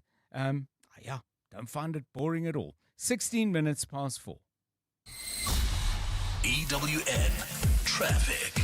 This EWN Traffic is brought to you by South African Airways. SAA now operates 2 flights a day to Gaborone with morning and afternoon departures. Book now at flysaa.com. Let's get the latest news now. Problems in Diepsloot, I believe. Yeah, that's if you're leaving Diepsloot heading towards Krugersdorp. There's an accident scene in Nooit Gedacht. That's on the N14 westbound before Malibongwe Drive, causing more than an hour delay. That's all the way from Winnie Mandela Drive, the R511 in Houghton. There's an accident scene as well on the M1 northbound traveling towards Sandton. This is before Glenhove, causing about an hour delay from the Crown interchange heading into the Joburg CBD. There's you can expect about a 20-minute delay. That's on Main Reef Road between the M2 and Anderson. In Melrose, traffic pressure on the M1 northbound between Killarney Bend and Marlborough Drive. Also in Midrand, there's a slow-moving traffic on the N1 northbound between the Butlu Interchange and New Road. Calvin Roadwork still causing about a 30-minute delay on the N3 southbound between the Butlu Interchange and London Road. Edenville traveling towards Bedfordview, traffic remains sluggish. R24 westbound between Macro Store and the Gilulis Interchange. And finally in Tembisa, we still have that accident scene. R21 northbound near Olifantsfontein Road, causing more than an hour delay all the way from the R25 Popsfontein off-ramp. If you come across any other traffic issues, please WhatsApp us on 072-702-1702. There's more EWN on air, online, and on the EWN app. Experience Johannesburg to Gaborone with South African Airways, where comfort meets convenience. Enjoy premium service, flexible morning and afternoon departures, and the warm hospitality SAA is known for. For a limited time, return fares start from just 2,762 Rand, all inclusive. Book by 4 December at flysaa.com. South African Airways, bringing you closer. T's and C's apply. Bongani Bingwa, 702 Breakfast. Weekday mornings, 6 to 9. The Road Accident Fund. We've spoken to Songezo Zibi on this, and one of the things he made very clear was that if Collins Letswalo refused to appear before the committee, he'd be arrested. For 2 days, they waited for him and he didn't show up, and doesn't seem that he wants to. What happens now? So Scope is adamant that he be criminally investigated, and the process starts with getting the National Assembly to agree, and then they go into the police. Bongani Bingwa, 6 to 9. On 702. Study your law degree at Regenesis Law School in Sandton or online and build a successful future with leading multinational corporations, or launch your own legal practice. A Regenesis law degree is profoundly transformational, shaping intellectually sharp, fearless warriors of justice and purpose-driven lawyers. Regenesis is Africa's fastest-growing education institution with 1,000 multinational clients, across 12 countries and a faculty of 100 industry experts. Enroll now for your law degree at Regenesis Law School at law.regenesis.net. Business Outsurance are experts in business insurance for real estate agencies, law firms, computer services, and more. Yakolin? We saved a lot of money when we switched over from another insurance company to Business Outsurance. We've had some claims and they were friendly and efficient and paid out when they promised. Switch to Business Outsurance and you could get a massive 20% discount on your business insurance premium. Visit outsurance.co.za. Switch and save today. Licensed insurer and FSP. TCs and information online. As an FSCA regulated broker, Prime XBT gives you the confidence to trade market volatility your way. Enjoy low trading fees, advanced tools across crypto futures and CFDs, and VIP discounts of up to 70% available to new traders. Take advantage of free deposits and withdrawals with crypto options and local South African payment methods. Prime XBT, empowering traders to succeed. Trade responsibly. Trading comes with risk. The Dial-A-Bed Black Friday sale is now on with 20% off absolutely everything. Start Black Friday shopping today and save thousands on all our best brands. 40 Winks, Sealy, Simmons, Dunlopillow, King Coil in all sizes, all less 20% and all ready for fast delivery. Dial-A-Bed, sleep for life. Now reopened in the Park Meadows Centre opposite Eastgate Mall. You're with John Perlman on 702. Let's walk the talk. 702 Drive, it's 21 minutes past 4. Well, next year, in the early part of the year, the president of the country will have to make an absolutely crucial appointment. Who will be the next head of the National Prosecuting Authority? If you ever wondered why this position was so important, well, these two commissions underway will have re-emphasized any views that you might have held in that regard about just how significant this might be. We're moving forward in the process. 6 people have made the short list of candidates. And to talk about who's on that list and who might be best suited for the job, we're joined now by Lawson Naidoo. He's Executive Secretary of CASAC, which is the Council for the Advancement of the South African Constitution. Mr. Naidoo, welcome and thanks very much for your time. Let me just share with our listeners who the 6 candidates are, and then let's start getting your view. The head of the Investigating Directorate Against Corruption, Andrea Johnson, her predecessor in that position, Hermione Cronje, the former National Director of Public Prosecutions, Menzi Simelane. Then we've got 2 from the Western Cape Director of Public Prosecutions, Nicolette Bell, her Deputy Adrian Mop, and then Xolesile Jennifer Kanyile, who's currently chairperson of the Global Coalition to Fight Financial Crime, but does have extensive experience in the prosecutorial services herself. Mr. Naidoo, I mean, how's that as a list for you? I mean, are we spoiled for choice, or do you think there's some good candidates that really ought to be there? Well, let's just start, John, with the process. You know, yes. The president appointed a panel to assist him in this task, as he did the last time around when Shamila Batoy was ultimately appointed. The composition of the panel is somewhat different this time. There are, a few members or leaders of Chapter 9 institutions. The panel is convened and chaired by the Minister of Justice. And one of the criticisms of the panel is that there's a lack of knowledge or experience of the operations of the NPA, and that it speaks to the issue of what are we looking for in this person, which we'll come back to in a moment. So that panel has been constituted last week. I think on the 17th of November, they issued a statement saying that they only received 27 applications for nominees, and of that, only 6 passed the test in terms of being or potentially being fit and proper. They then extended the deadline and specifically reached out to the Legal Practice Council to try and solicit more applications. It seems that they were only able to secure another 5 applications. So the statement from the presidency now says that there were 32 candidates, of which 6 have been shortlisted as being deemed by that panel to be fit and proper. Mm-hmm. So it is a concern that the numbers of applicants were not that high, and that so many of those applicants didn't meet couldn't get beyond the first hurdle, as it were. So I think it would be fair to say that the pool is rather shallow. Yes. Of the 6 people, you've mentioned, all of them have experience of the NPA in various levels. The one that stands out for me, I have to say, John, is Menzies Simelane, who had been appointed as the national director back in 2010, I think it was, and then whose tenure was terminated by the Constitutional Court in finding that the then President Zuma had acted irrationally in appointing Mr. Simelane, because in his testimony to the Ginwala inquiry that looked into the fitness of Busi Pikoli, Mr. Simelane was found to not have been an honest witness in that case, and the President ultimately did not take cognizance of those factors and the report of the Ginwala inquiry specifically, and therefore set aside his appointment.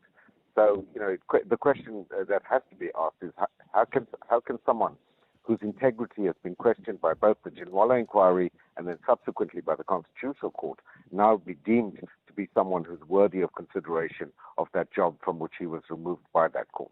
Well, it does then raise questions back to where you started, Lawson Naidoo, about the process. I mean, if this is what the process comes up with, does this not raise questions about the levels of scrutiny and diligence applied by the people on the panel? Well, that's the obvious question that one needs to ask, but also, the other question has to be, why has the pool of candidates or nominees been so shallow? Why did so many people who apply not, pass that first hurdle, as I say? And clearly, this is a tough job, perhaps one of the toughest jobs in South Africa, is being the national director. And, the kind of public scrutiny that one comes under, the kinds of political attacks that one comes under, as we've seen in recent times, it probably says to people that, this is something that, I don't want to put my hand up for.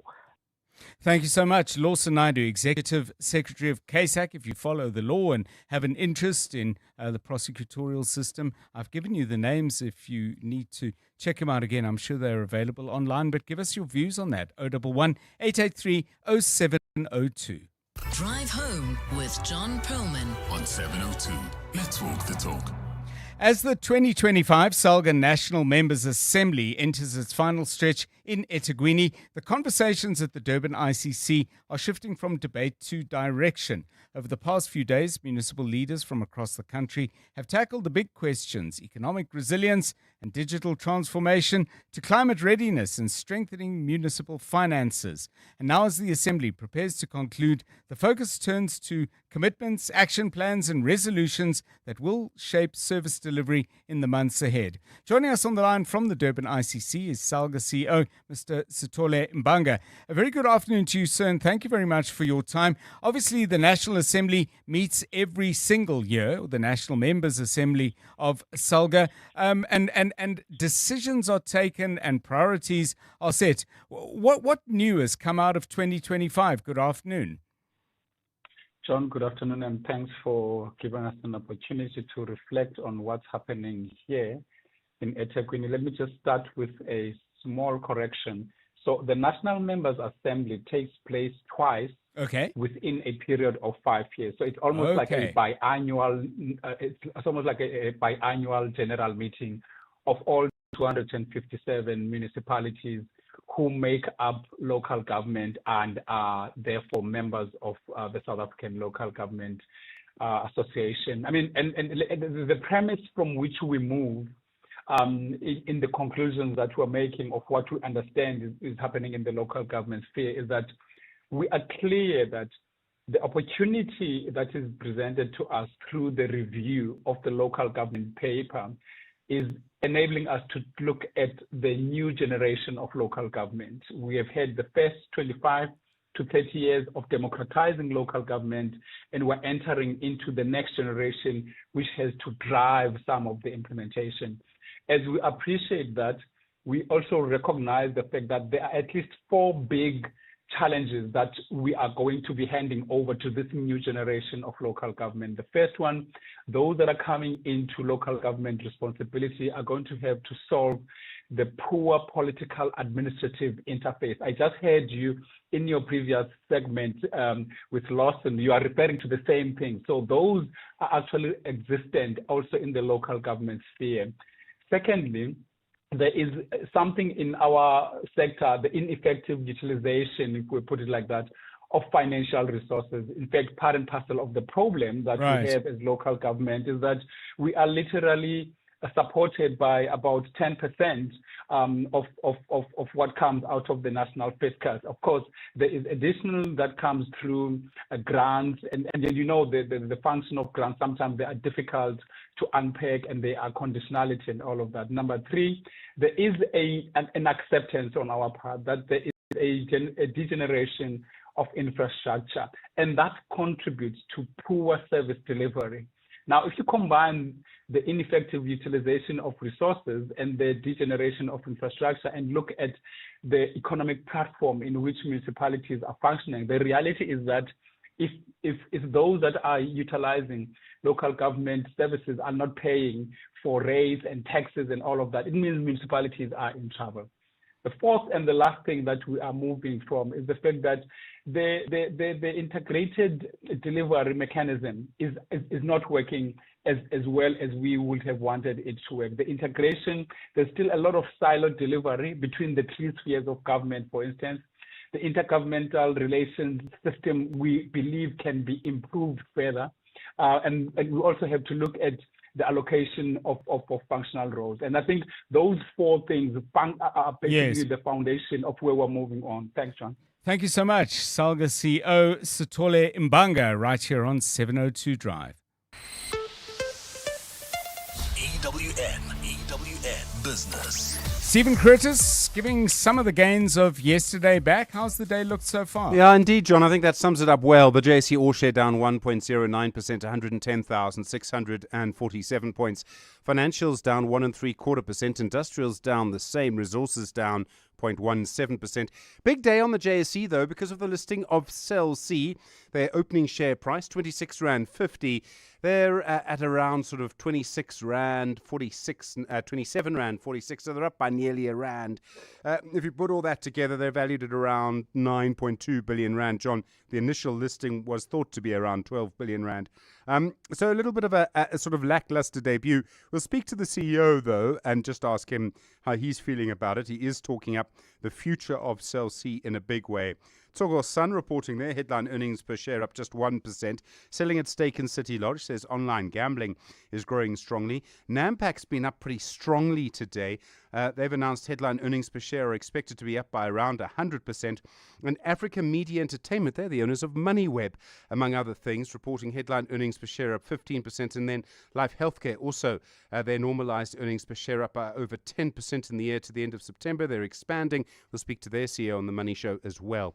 Glencore's up nearly 4.5%. MAS 3.37%. Life Healthcare after their announcement up nearly 2.5% on the day, and Pick n Pay is up 2.25%, while Boxer is up 2%.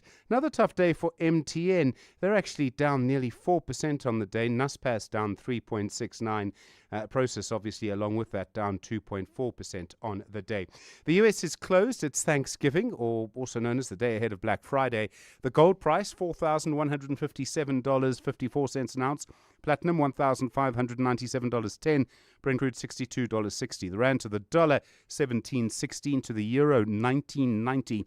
To the British pound, 22.71. Stephen Curtis, EWN Business.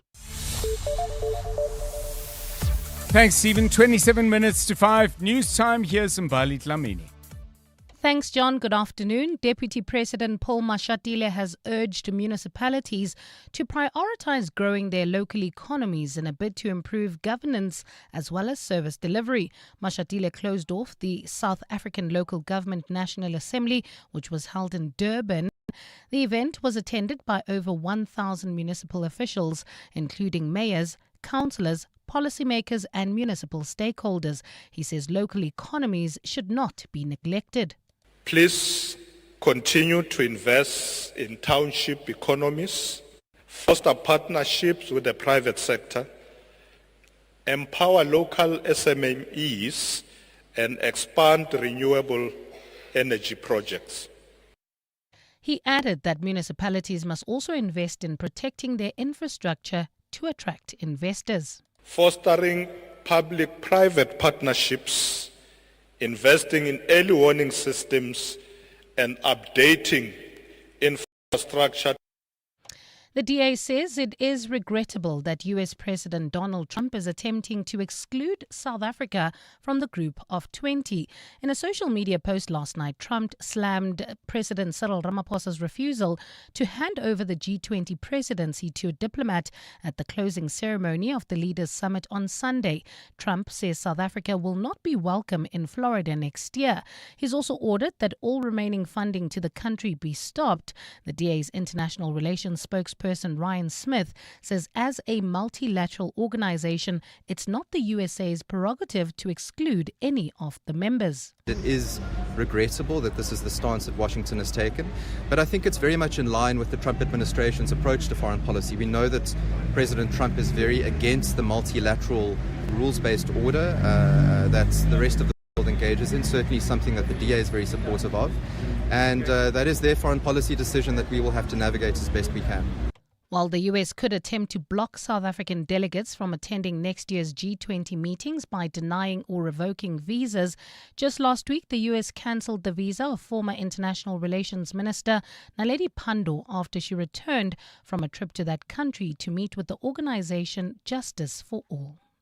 While in Guinea-Bissau, the military has appointed a general as the country's new leader for the duration of 1 year. The move comes a day after the army seized power, arresting the president and derailing the announcement of election results. The coup took place as the country awaited the results of last Sunday's vote, which President Umaro Sissoco Embalo was expected to win. Guinea-Bissau has experienced 4 coups since independence from Portugal in 1974, as well as multiple attempted coups. The African Union has now called for the unconditional as well as immediate release of the president and a return to calm. A partly cloudy afternoon in Gauteng with thundershowers expected. Temperatures have peaked at highs of between 26 and 29 degrees. Nooit gedacht, heading towards Krugersdorp, there's an accident scene N14 westbound before Malibongo Drive, causing more than an hour delay all the way from Diepsloot. Houghton also accident scene. M1 northbound before Glenhove, also causing about an hour delay all the way from the Crown Interchange. Tembisa accident scene. R21 northbound near Olifantsfontein Road, causing more than an hour delay all the way from the R25 Popsfontein off-ramp. The top story in EWN, Deputy President Paul Mashatile has urged municipalities to prioritize growing their local economies in a bid to improve governance as well as service delivery. 702 Afternoons with Relebohile Maboja, 1 to 3 p.m. The food customs, what makes them so unique in relation to what the rest of South Africa gets to experience? It's more in the preparation, I would say. Most people use three-legged pots, and because of the diverse cultures, you are able to pick here and there and make it your own, actually own it. You touched on game. I'm so curious as to what is the game that's quite common that you have access to there? Kudu. Nogu is also one. What's Nogu in English? Porcupine. Porcupine. Wait, my good. Firstly, how do you catch it? Hey, I have no idea. I could ask for you. Desiree Lingwati, who's a Northern Cape chef. 702 Afternoons with Relebohile Maboja. Let's walk the talk.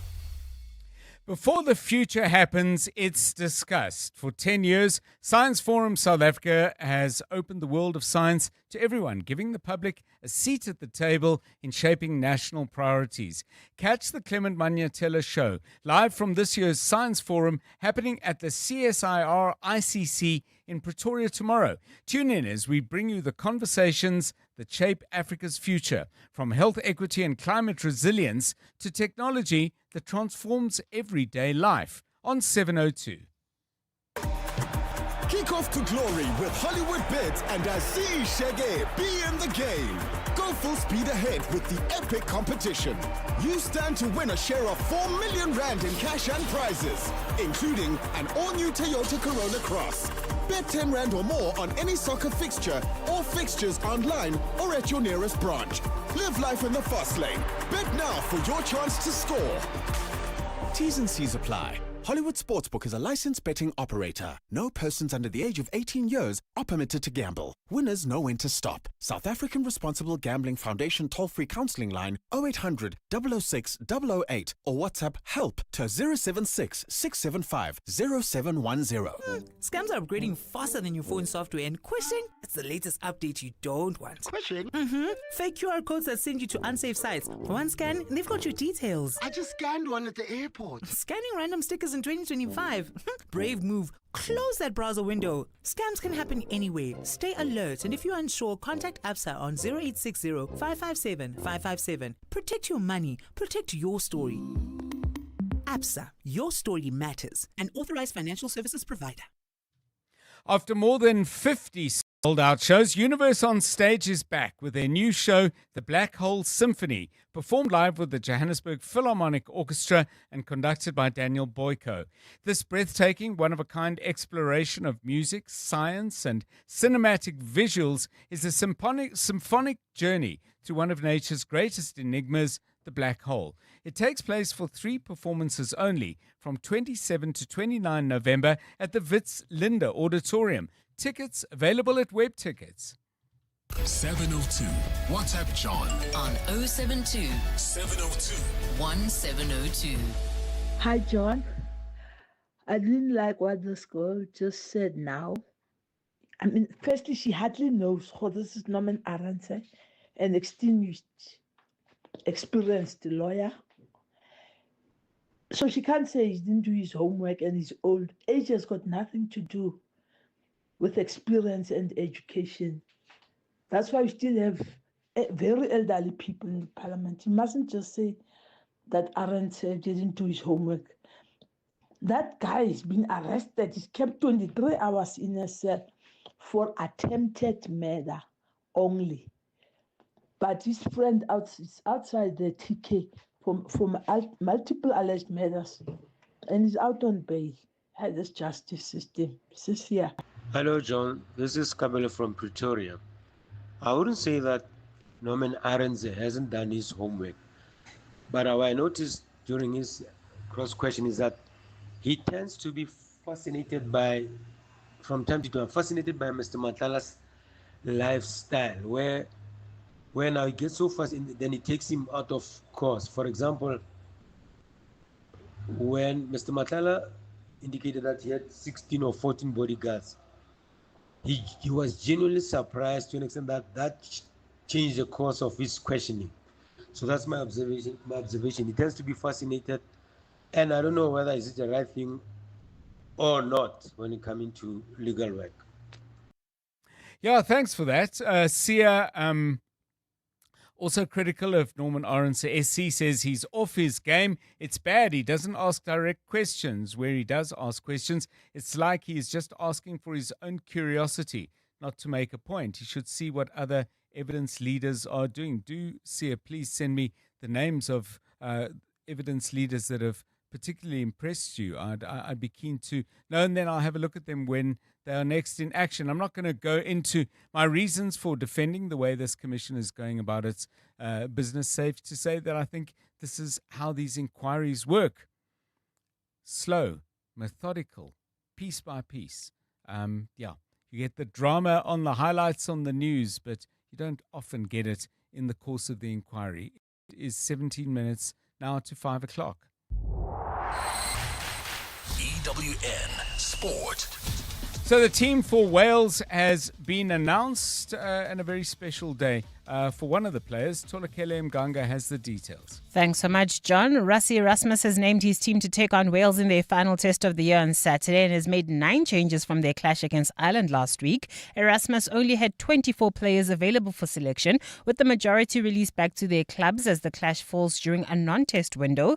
It'll be a special occasion for scrum half Kobus Reinach, who'll play his 50th test match for the double world champions. Kobus has been unbelievable this year. He really is taking a role where he's helping the other 9s, but I've never seen him so involved with planning and tactics and those kind of things. For him, getting his 50th, obviously he'll get to run out in front, but it was like Erger last week, just accepting that. Listen, for the best of the team, a start is not the thing that will work out the best for us. With a 7-1 split and him covering a few positions, but a top man. For Steve Tandy, he believes that a clash against the double world champions will be a true test of Wales's credentials. The more games we get, I think we've got 14 to 15 before the World Cup, so any game's a great game for us. If you ask any player to represent the country at any given time, no matter where it is, they're going to want to play, and for us, it's another opportunity. I think there's loads of ways you can look at this game, but for me, it's exciting. We've got some boys who are going to back up games, some boys are going to get their first opportunity, and we're playing against an unbelievable opposition, so it's going to be some class learnings for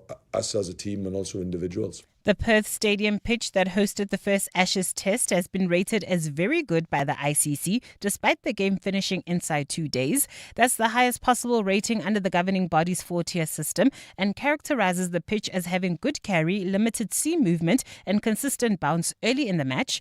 The rating comes after Australia took a 1-0 lead in the 5-match series following an 8-wicket win and after 19 wickets fell on the first day. And in the UEFA Champions League, Arsenal at the top of the table following their 3-1 win over Bayern Munich. The victory sees the Gunners maintain their 100% record in the competition as they win their first 5 matches for the first time since the 2005-06 season. That's when they reached the final. Mikel Arteta's side have also won 16 of their games, drawing 2 and losing just once across all competitions this season. Yeah, I don't know. Obviously, we didn't predict to have that many important players out. But the good thing is the way the team reacts constantly. And players have to adapt to different positions. I think, for example, what Mikel is done today, I think it's incredible. As a nice, so big compliment to all of them because they are so willing to play, so willing to bring joy to this club and to win football matches. Tolagele Mganga, Eyewitness News Sport. EWN Traffic. Okay, let's get out onto the roads again at 14 minutes to 5. This EWN Traffic is brought to you by Outsurance. SMS out to 45142. Do it now and you could save on car insurance. If you don't, ask them for 500 Rand. Karabo Chali with all the details. Tembisa, tricky again. Yeah, I must say throughout Gauteng, particularly in the Joburg area, traffic is hectic. This afternoon. Let me start in the Ekurhuleni where we have that accident scene in Tembisa, R21 northbound near Olifantsfontein Road, causing more than an hour delay. This is all the way from the R25 Papsfontein off-ramp. Edenvale also traffic sluggish, traveling towards Bedford View. That's the R24 westbound between Macro Store and the Gilulis interchange. Roadworks still causing about a 30-minute delay in the Calvin Alex area. That is on the N3 southbound between the Butler interchange and London Road. Midrand heading towards Centurion. Traffic heavily backed up. N1 northbound between the Butler interchange and New Road. Heading into the Joburg CBD, expect about a 20-minute delay on Main Reef Road. Between Anderson and the M2, Houghton also traveling heading towards the Joburg CBD. There's a bumper-to-bumper traffic. This is due to an accident scene near Glenhove. And finally, in Randburg, expect about a 20-minute delay on Malibongo Drive between Republic and Belize. If you come across any other traffic issues, please WhatsApp us on 072-702-1702. There's more EWN on air, online, and on the EWN app. The Outsurance pointsmen know that every car on the road carries a story. Like the eager beaver driving to meet the woman of his dreams. Butterflies in his stomach, GPS on full volume. He checks his hair for the 7th time. Looking good. The Outsurance pointsmen know it's not just a car in traffic. It's a possible love story on the move. Every story is different and every story matters. That's why the Outsurance pointsmen have been doing what they do since 2005 in proud partnership with 702. Outsurance is a licensed insurer and FSP. You're with John Perlman on 702. Let's walk the talk.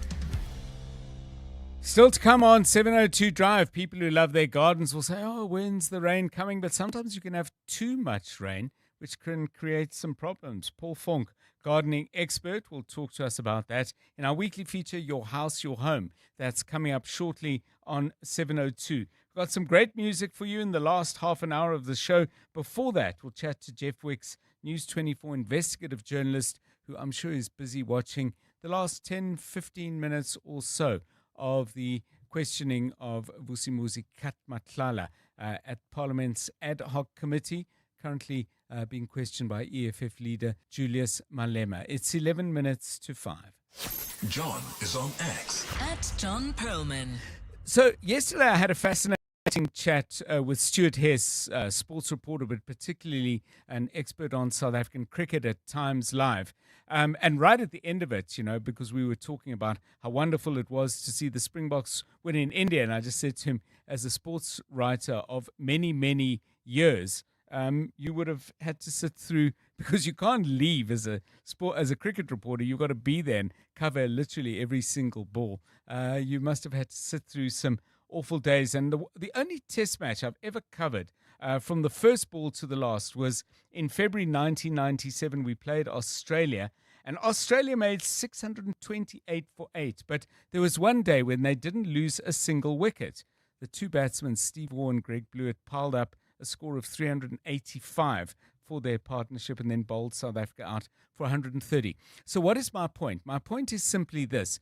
If you're somebody who has followed a team, and I'm not talking about as a reporter, but just as a fan, through thick and thin, and you suffered through, for example, the leanest years of being a pirate, and then suddenly Pirates are doing really, really well. And suddenly all these other people, they around the office in their black and white shirts, and they're all saying, Pirates, once a pirate, always a pirate, even if I am a recent pirate.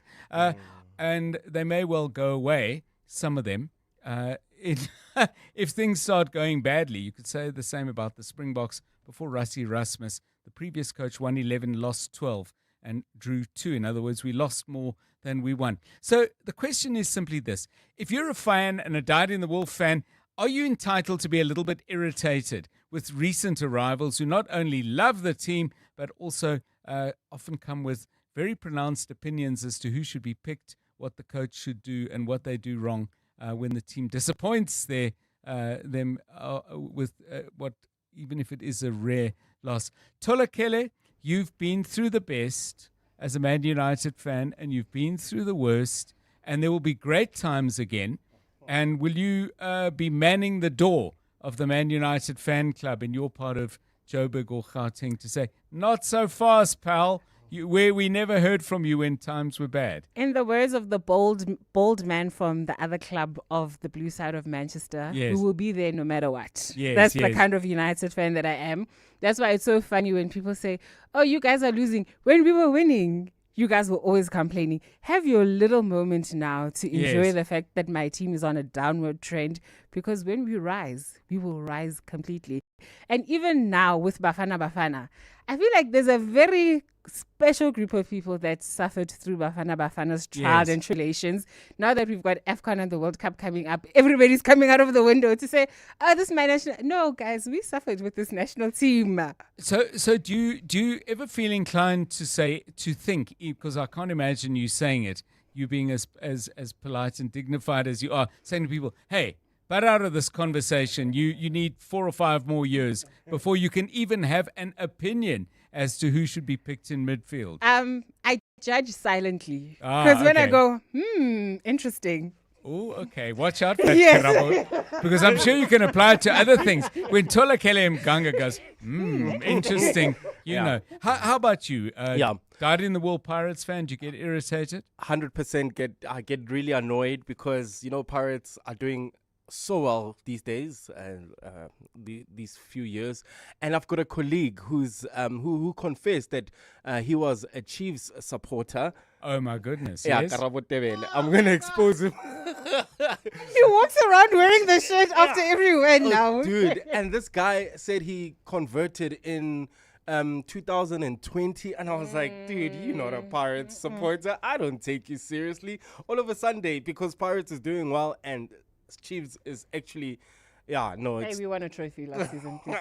Respect us. Yeah, they want a trophy. Against your team. Okay. Thank you. A trophy. We are going for our second MTN trophy this season. But Karabo Tebele is one of those fans I don't take seriously as a Pirates fan. Yes. So, and it's just annoying when he brags and talks about Pirates, and I'm like, but 5 years ago you were supporting Chiefs, dude. Karabo, if you know our number, you're welcome to call in. So the question then is simply this. If you've stuck with the sports team through thick and thin, and then the team starts doing really, really well, do the Johnny and Johannes or Johanna and all the other come-latelys get on your nerves, or do you think the more the merrier? They will soon find out how bad it can get. Give me a call on that. 072-702-1702. It's coming up now for 6 minutes to 5. John Perlman on 702. 3 to 6 p.m. So if you love gardening, maybe growing vegetables or having a great lawn, plants that you love and you enjoy the changes of the seasons, you're always keeping your eye on the sky, because if you don't have enough rain, well, that's a problem of a particular kind. Too much rain, though, is there such a thing? Paul Funk, gardening expert, joins us once again for our weekly feature, Your House, Your Home. Today, in terms of the place where you live, we're stepping outside and into the garden. Paul, welcome, and thanks for giving us your time. Too much rain, is it a thing?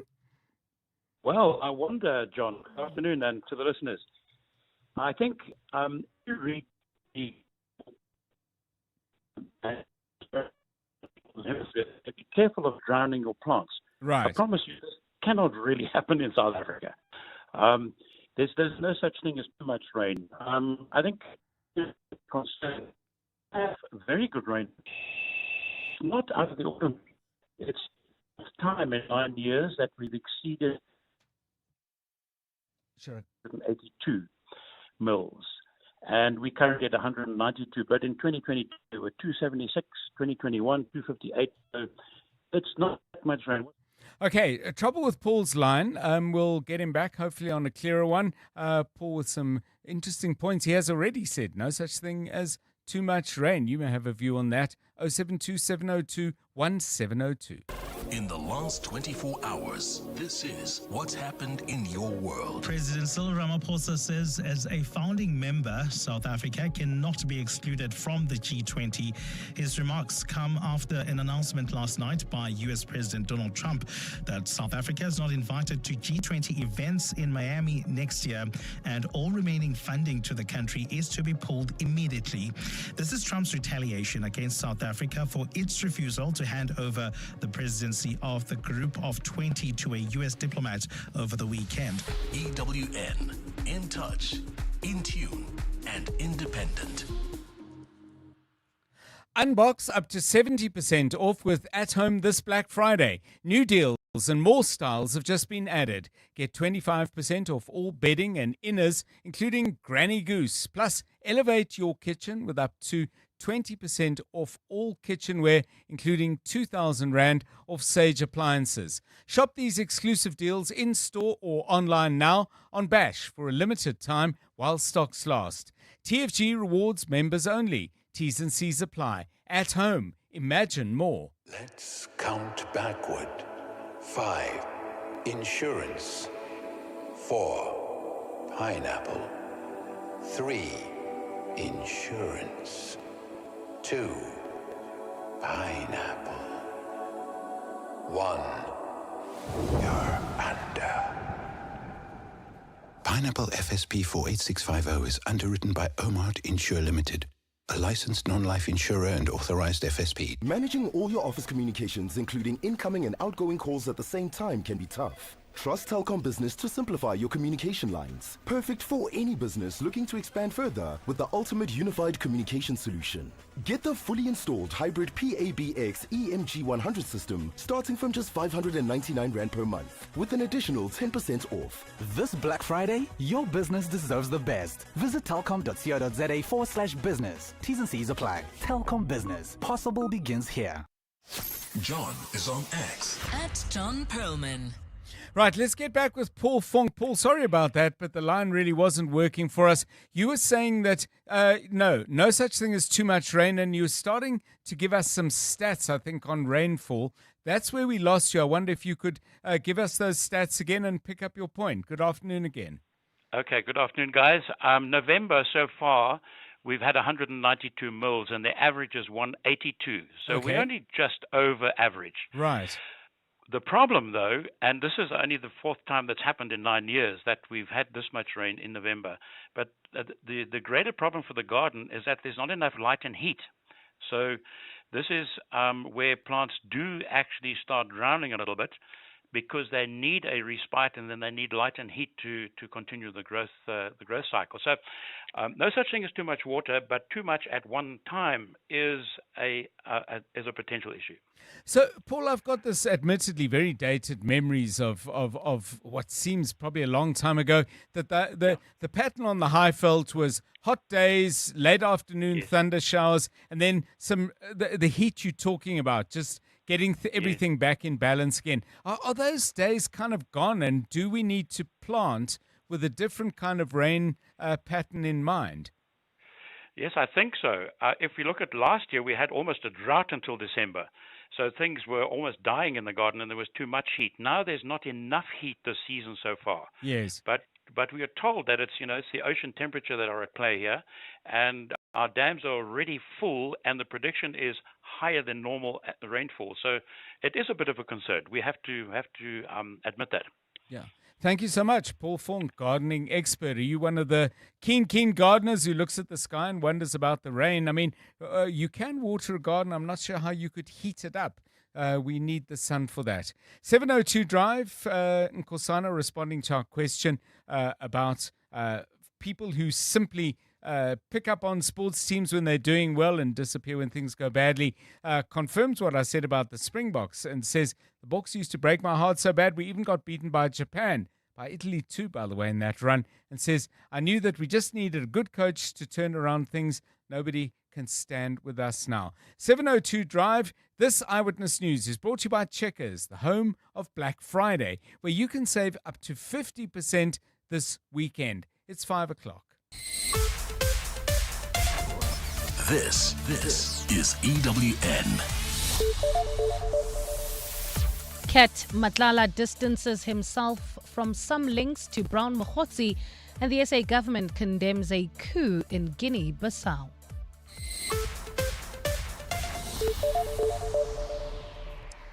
Good afternoon, I'm Bali Dlamini. Alleged crime kingpin Vusimuzi Ket Matlala has rejected WhatsApp messages linking him to Northwest businessman Brown Mokgotsi, saying his phone was tampered with. He has told the ad hoc committee investigating allegations of police corruption that some of the messages between him and Mokgotsi discussing the political killings task team were most likely fabricated to implicate him.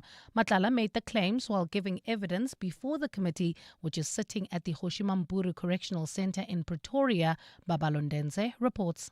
The committee has heard how alleged information peddler and fixer Brown Mokgotsi has been accused of being the middleman between Minister Senzo Mchunu and Vusimuzi Ket Matlala. Matlala and Mokgotsi are allegedly to be the key link in the alleged criminal infiltration of law enforcement and the decision to disband the political killings task team. But Matlala has questioned the authenticity of the messages between him and Mokgotsi that were put to him before the committee. But remember, I spoke with you about the WhatsApp, that some of them, they are not, it's not the WhatsApp, they are fabricated. He also denied any involvement in any decisions to disband the PKTT. I don't know what power would I have for me to disband the unit from the SAPS. Because from what I heard from my affidavits that I have from, that thing was planned, I think, way back in 2019. Matlala has also downplayed his relationship with senior policemen and ministers. Babalondense, Eyewitness News, Pretoria.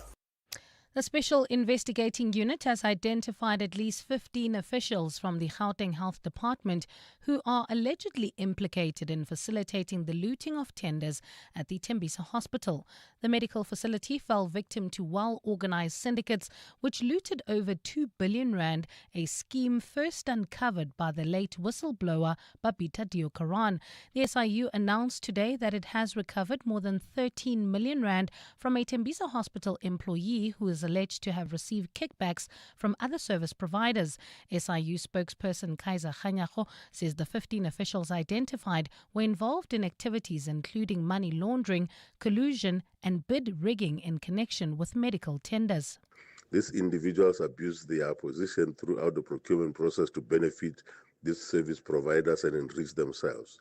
We want to call upon the other remaining officials to bring back all the ill-gotten gains that they have received.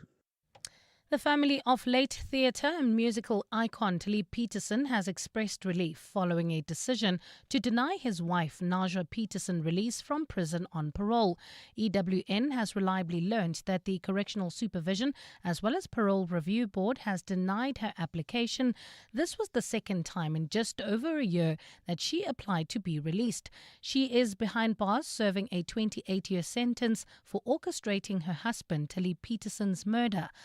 Zelonene has more. Najwa Peterson qualifies to apply for parole since she served 16 of her 28-year prison sentence. Her two co-accused, Abdur Mjedi and Wahid Hassan, were sentenced to 24 and 25 years in prison and were released on parole in 2020 and last year respectively. The music and theatre icon was shot dead at his Athlone home on the night of December 16, 2006. 2 years later, she was found guilty of orchestrating his murder. Talib's brother Ihshan Peterson has told Eyewitness News that Najwa has only herself to blame for her situation. It's her own actions and her own behavior and her own thinking capacity. That's why she was denied bail. The reasons for denying her parole have not yet been made public. Ndutuzelo Nene, Eyewitness News. To this now, the South African government has condemned the recent military coup in Guinea-Bissau. It was confirmed yesterday that elements of the country's military have unconstitutionally seized power from the sitting government. The group of military officers took control after reports of gunfire near the presidential palace just 3 days after elections. Presidency spokesperson Vincent Magwenya says South Africa is urging for a peaceful dialogue to help restore constitutional order in the country. The timing of this act during a critical phase of the democratic electoral process demonstrates a profound disregard for the constitutional order and the sovereign will of the people of Guinea-Bissau. And in Hong Kong, the death toll from a residential building fire has risen to 65, with over 200 people still missing. According to local media, flames are still visible in some of the affected units, well over 24 hours after the fire first broke out. It's understood renovations were underway at the building when the fire started, and the use of bamboo scaffolding may have contributed to its spread.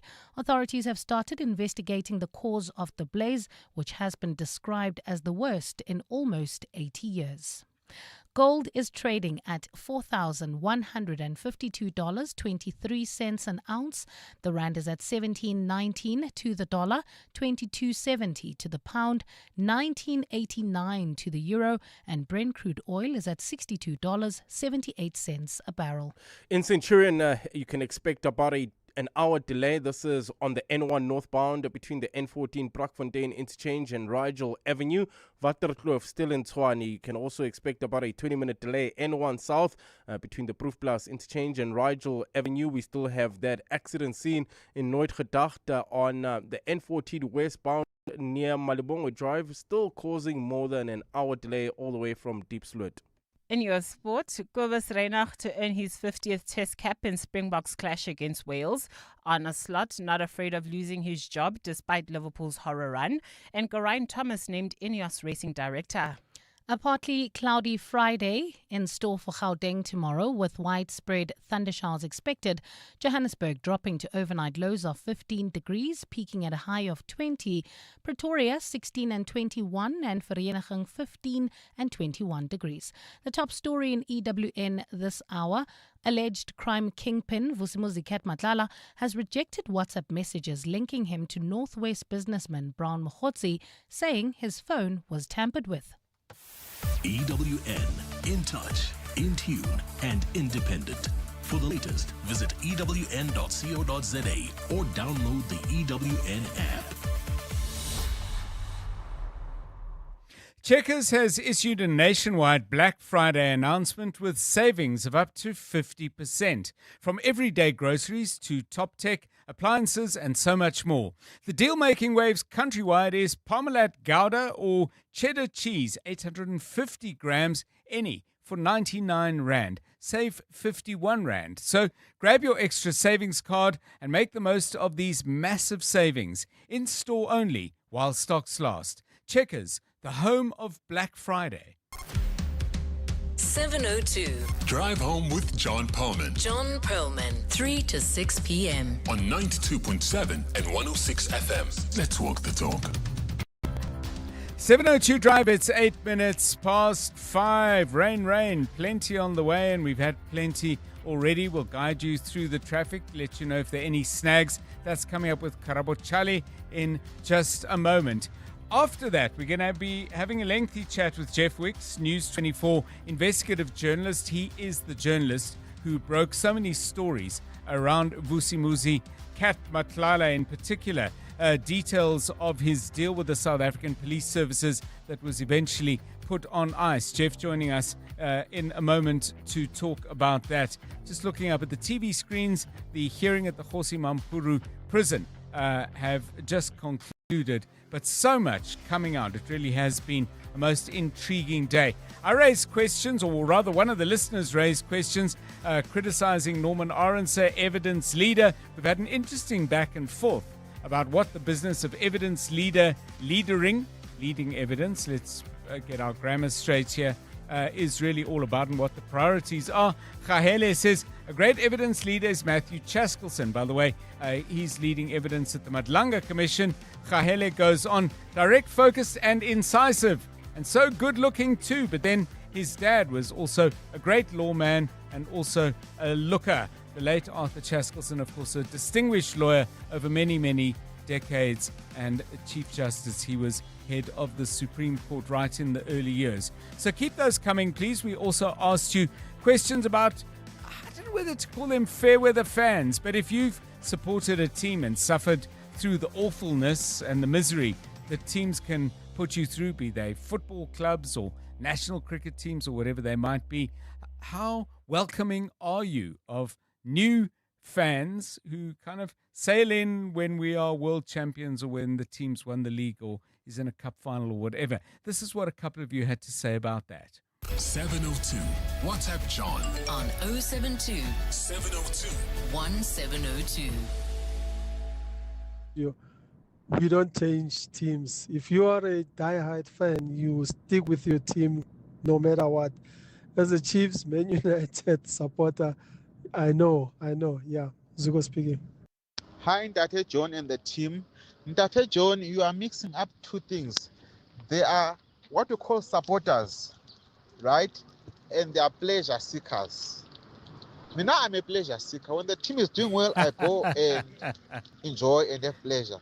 But when it's going well, I just leave, right? When it's going badly, I just leave. So I'm a pleasure seeker. So supporters will support the team through thick and thin.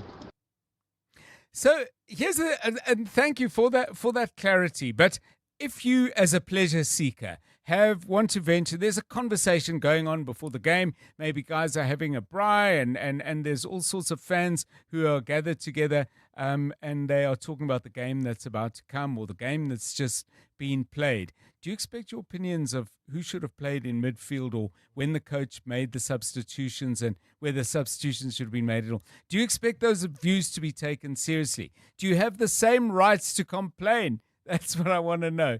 So it's a kind of a serious conversation, not as serious as the one we're about to have with Jeff Wicks. But keep those views coming. I'd love to know what you think. 011 883 0702 and 072 702 1702. It's 12 minutes past 5.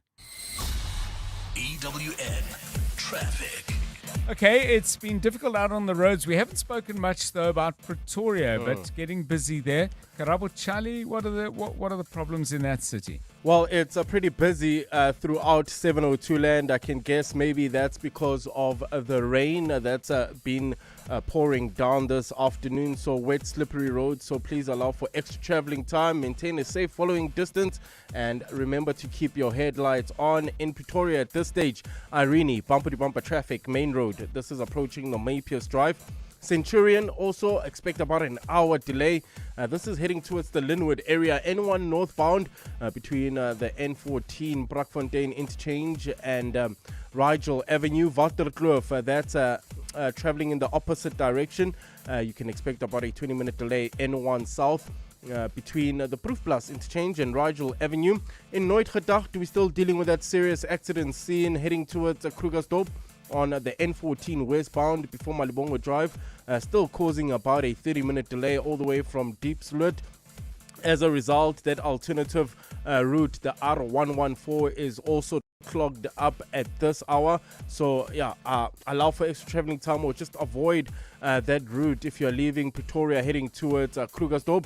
Randburg, about a 20-minute delay. Malibongo Drive between Republic and Belize. And finally, in the Houghton area, this is traveling towards Sandton. There's an accident scene on the M1 northbound before Glenhove, causing about an hour delay from the Crown interchange. If you come across any other traffic issues, please WhatsApp us on 072-702-1702. There's more EWN on air, online, and on the EWN app. Clement Maniatella. Weekday mornings, 9 to 12. 9 to 12. The other thing that he says on his social media post is that, and I quote here, "We're going to stop all payments and subsidies to South Africa effective immediately." Do you have any idea, as the South African government, what he's referring to here? We're not quite sure what subsidies and payments is referring to. There was some kind of change of heart in terms of funding health programs, albeit at a much more lower level than there was before. And so maybe that's what he's referring to. But be that as it may, whatever subsidies or payments he imagines, that does not mean that South Africa's sovereignty is for sale. Vincent Magwenya, presidency spokesperson. Clements Maniatella. 9 to 12 on 702. For over a decade, Illuma Capital has had one simple mission: to help you secure the financial future you deserve. Over the past 10 years, they've empowered thousands of clients with personalized strategies, expert advice, and impressive returns of up to 13.2%. Whether it's growing wealth, securing retirement, or planning for the unexpected, Illuma Capital is there every step of the way. Visit illuma.co.za today. Illuma Capital is a licensed FSP. T's and C's apply.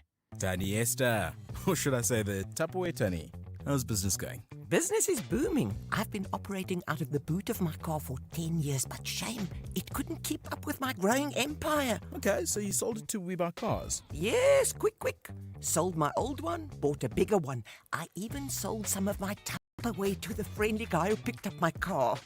Stick to what you know best, eh, Tony? Excuse me? Never mind. We Buy Cars. Geared for your business, geared for you. As an FSCA regulated broker, Prime XBT gives you the confidence to trade market volatility your way. Enjoy low trading fees, advanced tools across crypto futures and CFDs, and VIP discounts of up to 70% available to new traders. Take advantage of free deposits and withdrawals with crypto options and local South African payment methods. Prime XBT, empowering traders to succeed. Trade responsibly. Trading comes with risk. Dashing through the roads to get to Chamberlain. Gifts and tools galore and super savings, yay! Keep your garden bright and green, pools sparkling clean, paints and lights and tents and brides, oh, everything you need. Visit Chamberlain between 20 November and 4 January for expert advice, friendly festive service and a wide range of products. 10% off paint mixing on Finest 1903, Dulux, Plascon and Chamber Value paint, and free pool water testing. Chamberlain, famous for hardware since 1903. The Money Show. Weekday evenings at 6. We all remember when Durban was rated as the worst port in the world. It was a very contested poll. Are you seeing some changes since then? So I think port efficiency, we're seeing significant improvements, but in that there's a multi-layered logistics network, the transactional layer, the entity layer, the regulatory layer, and of course national supply chain factors that impact the overall final measurement. But yes, Stephen, we are seeing a significant improvement. Devlin Naidu, Southern African Association of Freight Forwarders, is the executive for SARS and other government agencies there. The Money Show on 702. Let's walk the talk. The Money Show, Stephen Curtis, is brought to you by ABSA CIB. Invested in your story and inviting you to write it with them. ABSA is an authorized FSP and registered credit provider. You're with John Perlman on 702. Let's walk the talk. 702 Drive, 18 minutes past 5. Just on that parliamentary ad hoc committee, Philip informs me, because I said they're done, and I must admit I'm not listening into it, unsurprisingly, because I'm doing the show. But Philip informs me, because I'd said it was done. He says it's only a short break, not completed, and they will be back, I understand, at 5:20. So more to go, but plenty has already happened.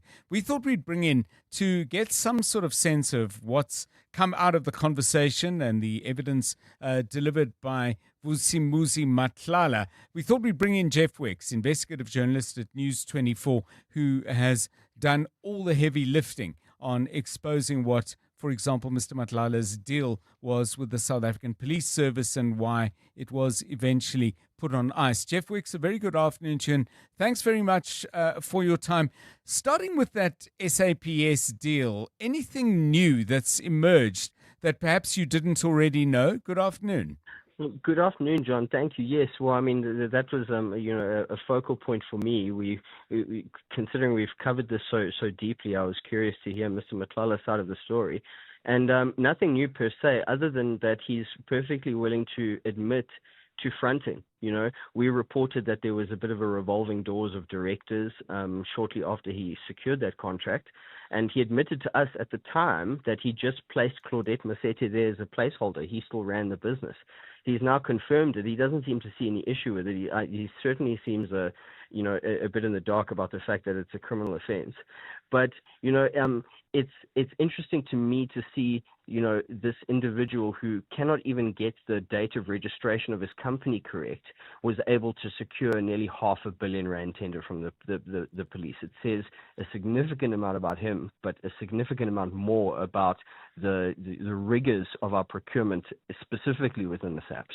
Yeah, I mean, that was, of course, laid bare a couple of days before. I don't know if you had a chance to watch the witness from the SAPS, but talking about what an absolute shamble that was, it seems to be confirmed. I'm just looking at some of the details. The SAPS CFO, Lieutenant General Puleng Dimpane, describing the tender awarded to Mr. Matlala's company, Medicare 24 Tshwane District, as, quote, an embarrassment. The big question, of course, is how did it get through? Are we getting any clarity on these mechanisms that have allowed for these abuses and this kind of waste?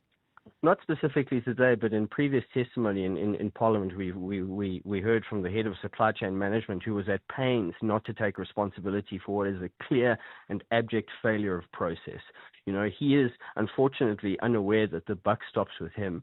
And what he did was preside over a process that was irregular and which was completely ineffective. There was no due diligence. Had there been, they would have found what everyone else has with the superficial search capability of Google. If they'd Googled Vusimuzi Matlala, they would have seen that this was a man under investigation for procurement fraud at Tembisa Hospital. That is the very barest of tests, and they didn't do it. And at some point, you have to ask yourself, is it ineptitude or are these people bent? It has to be one of the two. Yeah, I mean, you could argue, and as you were making that point, Jeff, I was thinking some of them might have said he's perfect. If their intention was to get their piece of a pie that they played no part in baking and didn't belong to them, then he would be exactly their guy. Let's talk about Mr. Matlala, Jeff, and get some of your impressions. Where do you think in the questioning he struggled the most to stand his ground and fight his corner? I think from the moment he sat down in that chair in his Burberry penny loafers, he strikes me, John, as a man who's very uncomfortable under questioning. He answers many questions with questions, and I think that's because he's not used to being interrogated. And when he is interrogated, he struggles to find the answers. And his explanation for something, specifically the use of blue lights, that beggars belief. We published a video 2 years ago showing the self-same cars which were registered as EMPD vehicles being used by his wife to take their children to school, the illegal use of blue lights, and he will still sit there and deny it. It's hard for me to grasp. One moment that really caught my attention, Jeff, and I want your view on this because the evidence leader, Norman Arendse, asked him if he knew someone he referred to as Colonel Nkosi. There was a little exchange where Mr. Matlala said no, he knows him as Sergeant Nkosi. But Matlala then went on to say, yes, I used to send him to fetch stuff for me. And my jaw dropped because it was an extraordinary thing. You've got a police officer of rank, and you've got a person with the clouds over him as dark and heavy as they are above Vusimuzi Matlala, saying, I had this police officer who I could send to do and get stuff for me. And he gave an example. He said he was out on his farm. I don't know how far away from Tswane the farm is. He said, and he phoned him and said, listen, I need a new battery for my speedboat. I'll tell you where to find my bank card. Go and buy the battery and bring it to me. I mean, it was said with no bat of an eyelid at all. What does that tell us about the nature of not just the relationship perhaps that Matlala has with cops, but maybe others do as well?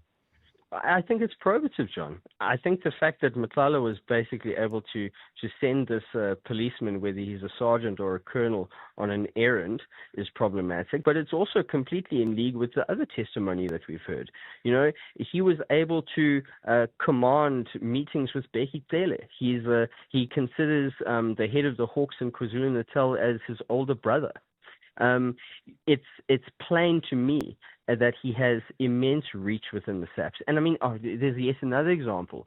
He has an issue. He sends one email and manages to secure a meeting with Shadrach Sabir, the head of detectives in our country, on the strength of one email that, you know, was completely outside of Sabir's purview. This is problematic, and it's also, you know, really corroborates the evidence of how his relationship with the EMPD came to flourish, and he came to benefit from that. You know, it's problematic that he was able to do that, and I think you make an extremely valid point. How many others are able to command this kind of influence? And just a final one, Jeff, because that wasn't today but yesterday, but I think it still is reverberating what he said about Bheki Cele. There was more detail given today that he paid him 500,000. He claims the former police minister asked for double that. We heard extraordinary stories of money moving around in Woolworths shopping bags, but what's your sense of that? Because there seems to be almost a jostling and jockeying for position, and I can't quite figure out who's trying to pin things on whom at the moment. Well, I think, John, from my perspective, you know, it's very difficult for us to prove that this actually happened because it was cash handed over. But, you know, there is corroboratory evidence in terms of bank statements to say, well, Mr. Matlala withdrew this money on the morning, and that sort of confirms his version of events. But let me frame it this way. According to Mr. Matlala's testimony, Bheki Cele was extremely benevolent. You know, he was willing to help him with his problems, and he weighed in and managed to get his guns back and made phone calls, and they struck up a relationship. You know, it's very difficult for me to believe that someone would do that for free. So, you know, it remains to be seen whether or not it will ever be proven, but if it's true, it's a damning indictment on a former minister who on more than one occasion swore an oath to the Constitution.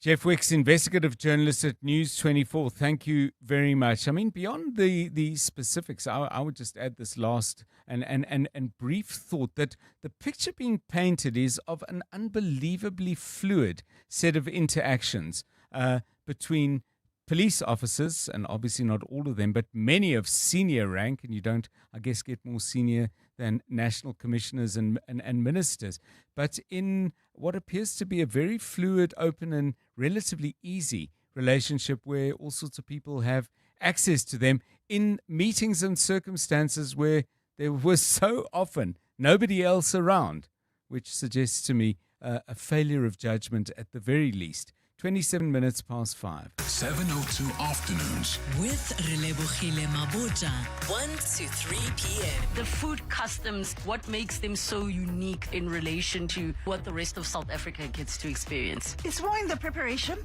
I would say. Most people use three-legged pots, and because of the diverse cultures, you are able to pick here and there and make it your own, actually own it. You touched on game. I'm so curious as to what is the game that's quite common that you have access to there? Kudu. Nogu is also one. What's Nogu in English? Porcupine. Porcupine.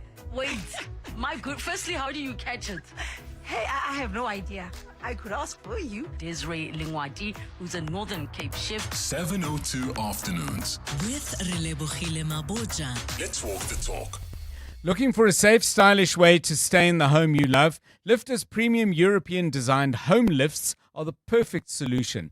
With over 500 installations across South Africa, Lifter makes everyday living easier, safer and more comfortable with no costly renovations. Stay independent and future-proof your home. Do it today. Call Lifter on 080 73 73 737 or visit lifter.co.za. Lifter, your home, your lift, your freedom.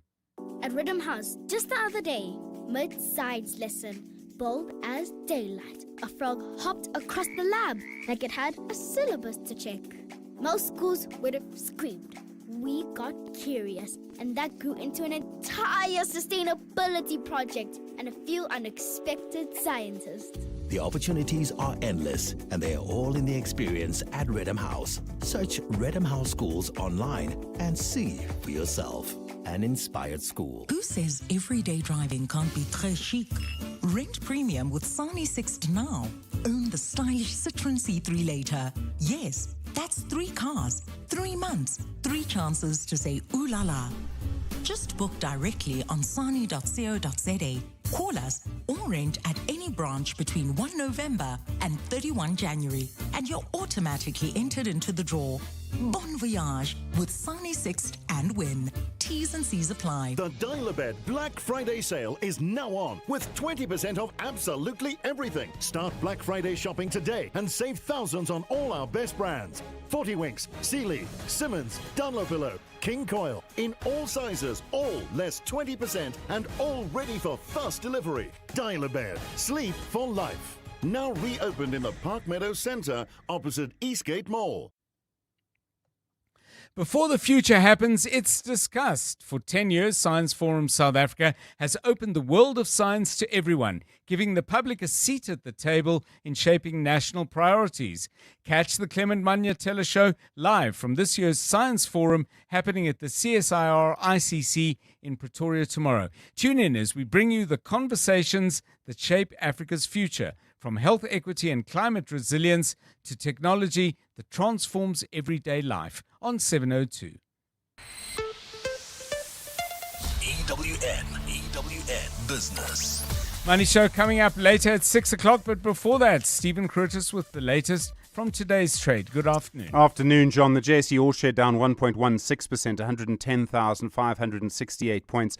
Financials down 1.68%, industrials down 1.5%, resources down 2/3% today. It's sort of one of those kind of slightly iffy days, quite a lot of corporate news. The big story, of course, the listing of Cell C. Their share price opening at 26 Rand 50. They closed at 27 Rand 50, so they went up 1 Rand a share. That gives them a valuation of just over 9 billion Rand. We'll speak to the CEO, Jorge Mendes, and ask him if he's happy with that tonight on The Money Show. There were suggestions that the valuation would be higher. Tsogo's Sun reporting their headline earnings per share up just 1%. They're selling their stake in City Lodge. Nampak's up quite strongly. Their headline earnings per share expected to be up by over 100%. And Life Healthcare saying their normalized earnings per share up over 10%. They're spending a lot of money on CapEx, John, clearly expecting there to be quite a lot of growth in the private healthcare market. Glencore's up 3.6%, the Maz Group 3.28%, Pick and Pay up 2%, and after that results, Life Healthcare are up 2%, Boxers up 1.86%, Sappi down 3.87%, MTN is down today, they're down 3.6%, and then Naspers and Prosus both down by around 3%, while Standard Bank also down on the day. The US markets are closed today. It's Thanksgiving. The gold price $4,156.11. Platinum $1,607.60. Brent crude $63.13. The rand to the dollar 17.16 to the euro 19.91 to the British pound 22.72. On the Money Show tonight, the CEO at Cell C, the CEO at Life Healthcare, and John, your Black Friday special on the Money Show tonight is actually an investment school where we look at share discounts and how you associate value. Stephen Curtis, EWN Business.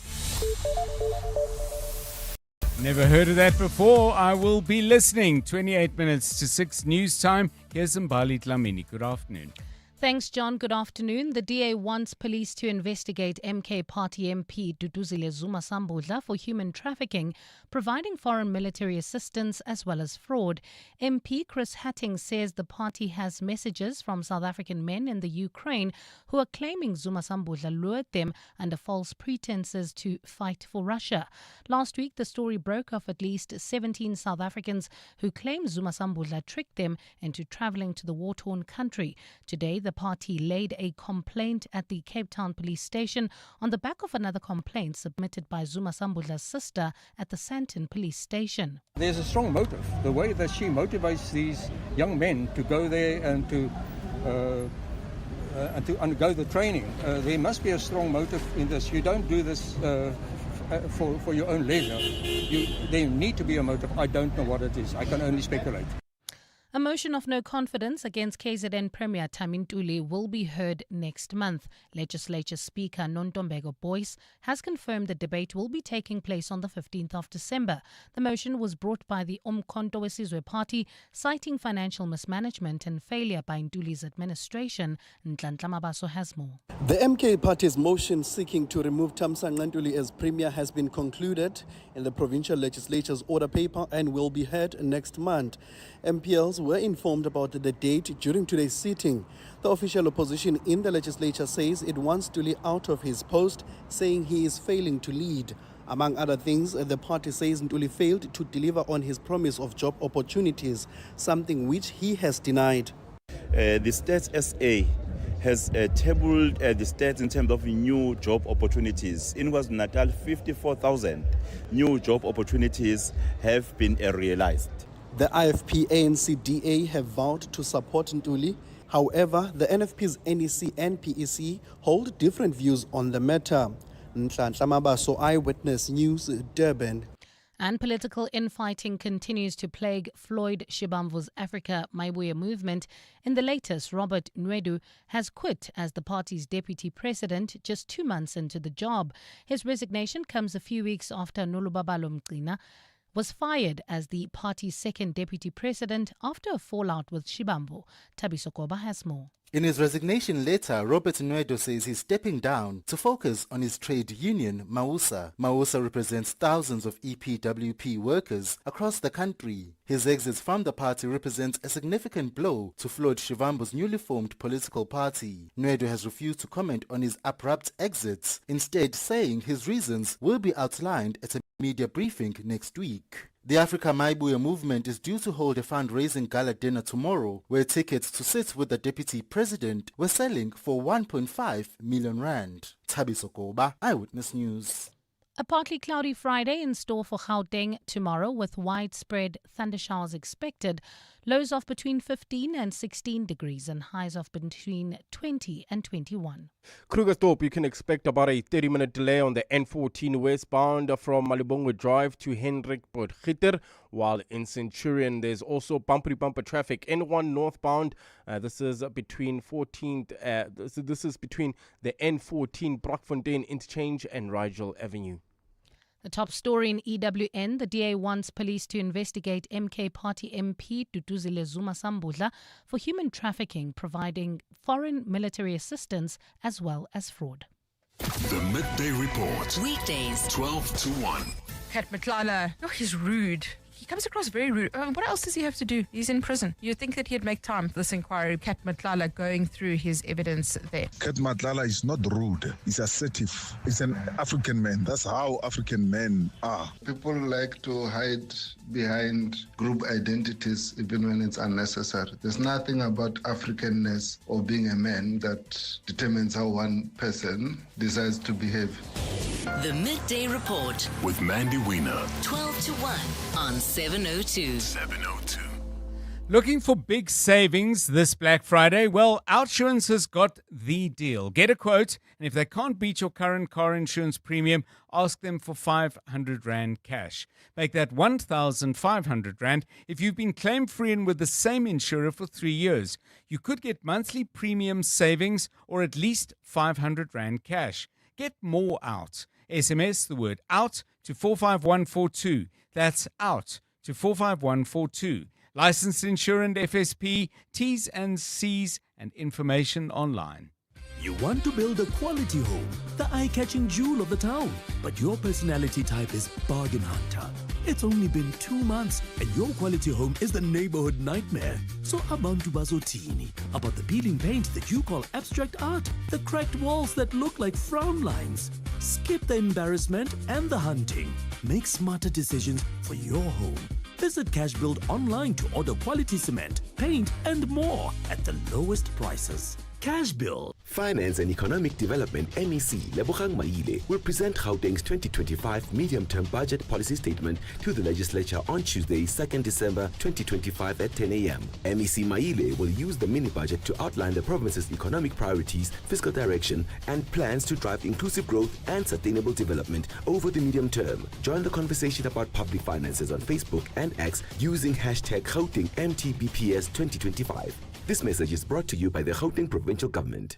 Do you suffer from heartburn and hyperacidity?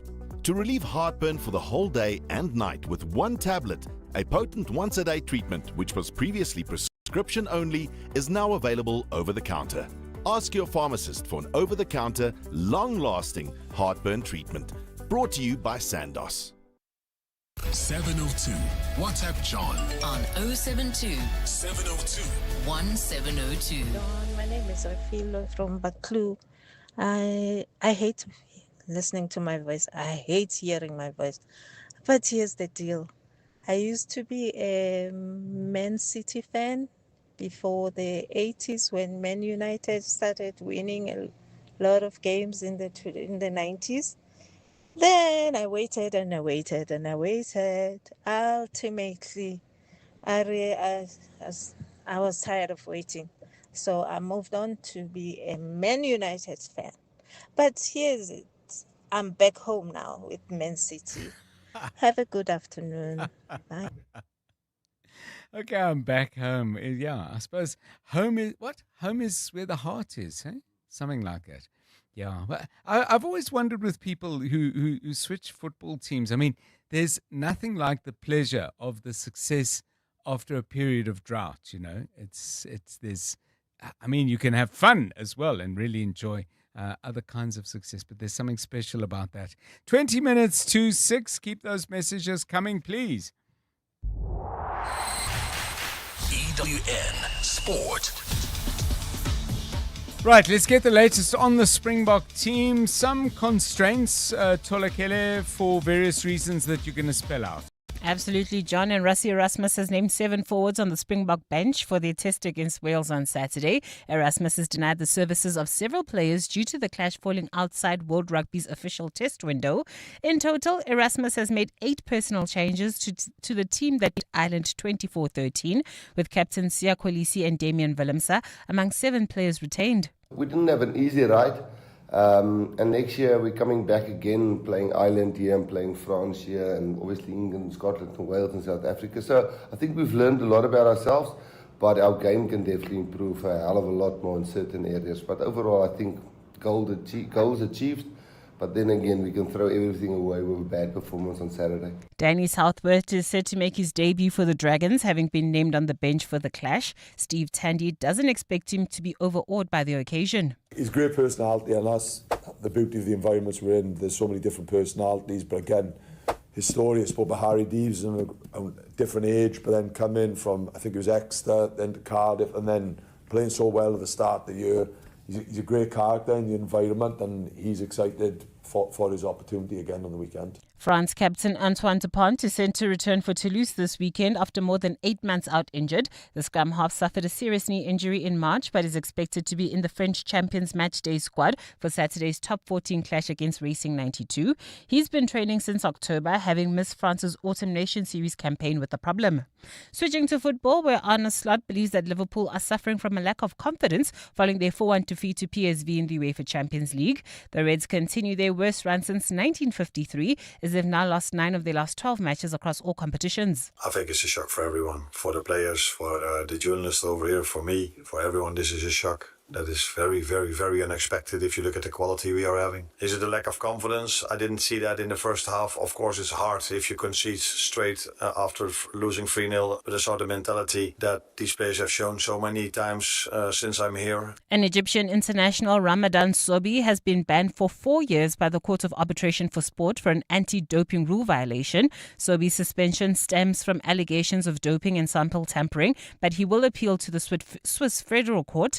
At the same time, the Pyramids player remains in custody pending trial over allegations of academic fraud. This includes forging documents and paying someone to sit exams on his behalf.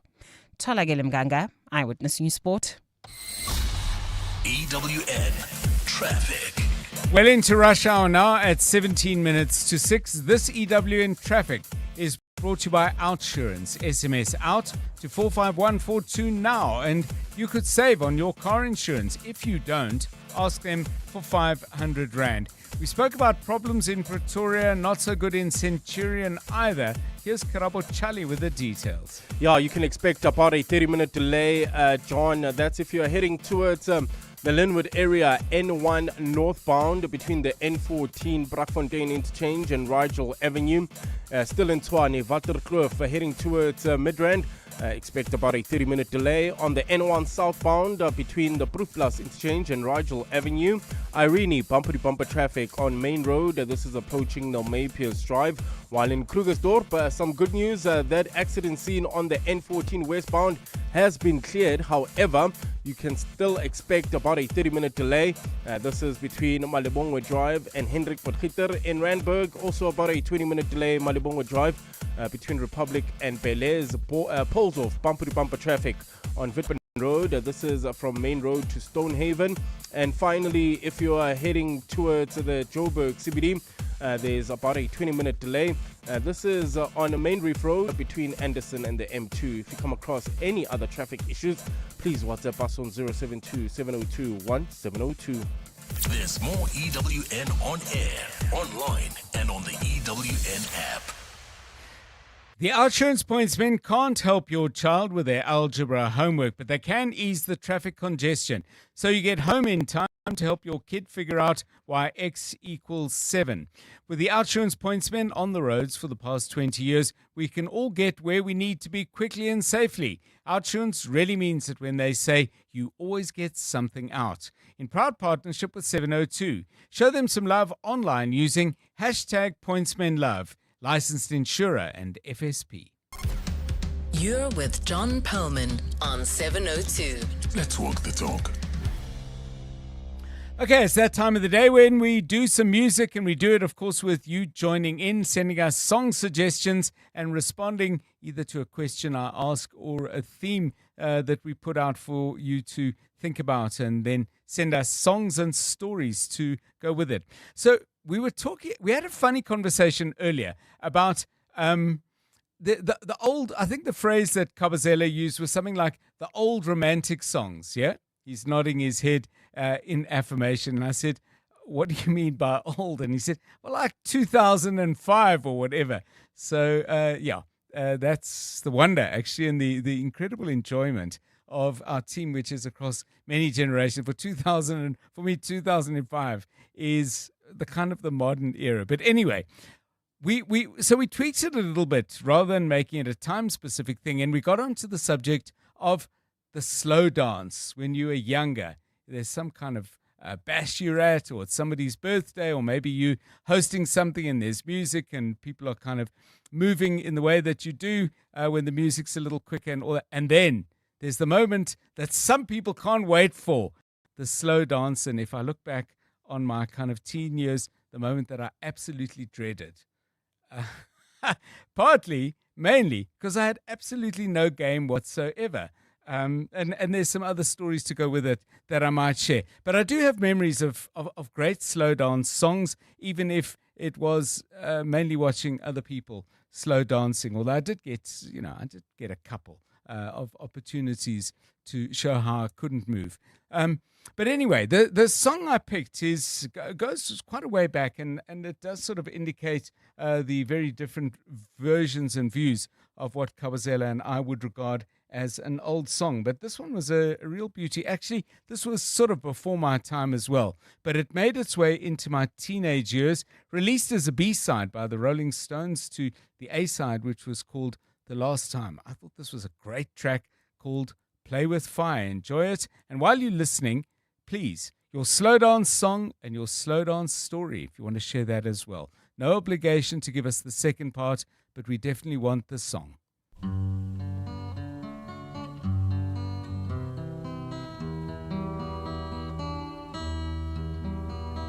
Well, you've got your diamonds and you've got your pretty clothes, and the chauffeur drives your cars. You let everybody know, but don't play with me, 'cause you're playing with fire. Your mother, she's an heiress, owns a block in St. John's Wood, and your father be there with her if he only could. But don't play with me, 'cause you're playing with fire.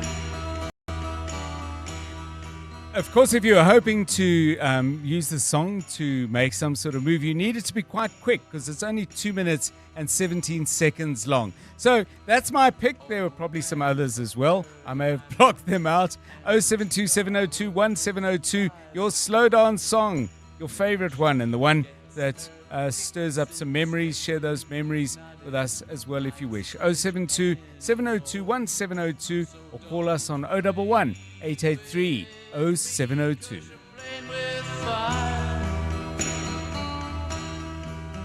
Aubrey Masango. Weekday evenings, 8 to midnight. So much happening. I just want to say we should be cautious. Keep our heads about us. Be sober in our assessment of what is going on in all of these spaces. This thing is not a movie. It has some very serious consequences and implications for you and I as to what kind of country we live in. I'm calling for deep sobriety at this moment. We dare not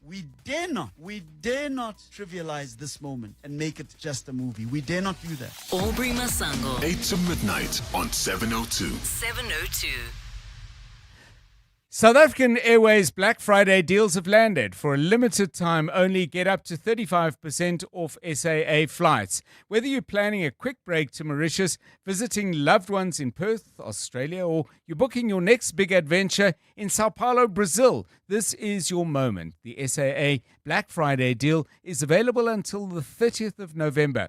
So book now at flysaa.com or contact your nearest travel agent. South African Airways, taking you further for less this Black Friday. Enjoy the thrill of the Soccer Punches Challenge Weekend Edition, an all-new platform from Hollywood Bets. You stand a chance to win a share of the 5 million rand jackpot when you bet 5 rand or more on selected EPL matches over the weekend and correctly predict 10 out of 10 winning margins. Or chase the share of the 50,000 rand leaderboard prize. Entry is free. Let this soccer season bring sizzling success. Bet now. T's and C's apply. Hollywood Sportsbook is a licensed betting operator. No persons under the age of 18 years are permitted to gamble. Winners know when to stop. South African Responsible Gambling Foundation toll-free counseling line 0800 006 008 or WhatsApp HELP to 076 675 0710. Join the Times Square Lights Extravaganza this December. Experience our gardens outside the Sunbet Arena come alive with bright, sparkling festive lights. Take a stroll and discover mesmerizing photo opportunities at every turn. After that, grab a bite and drink in the Times Square festive atmosphere. Bring your friends and family and enjoy the Times Square Lights Extravaganza this December. Experience our gardens come alive with bright, sparkling festive lights. 702. WhatsApp John on 072 702 1702.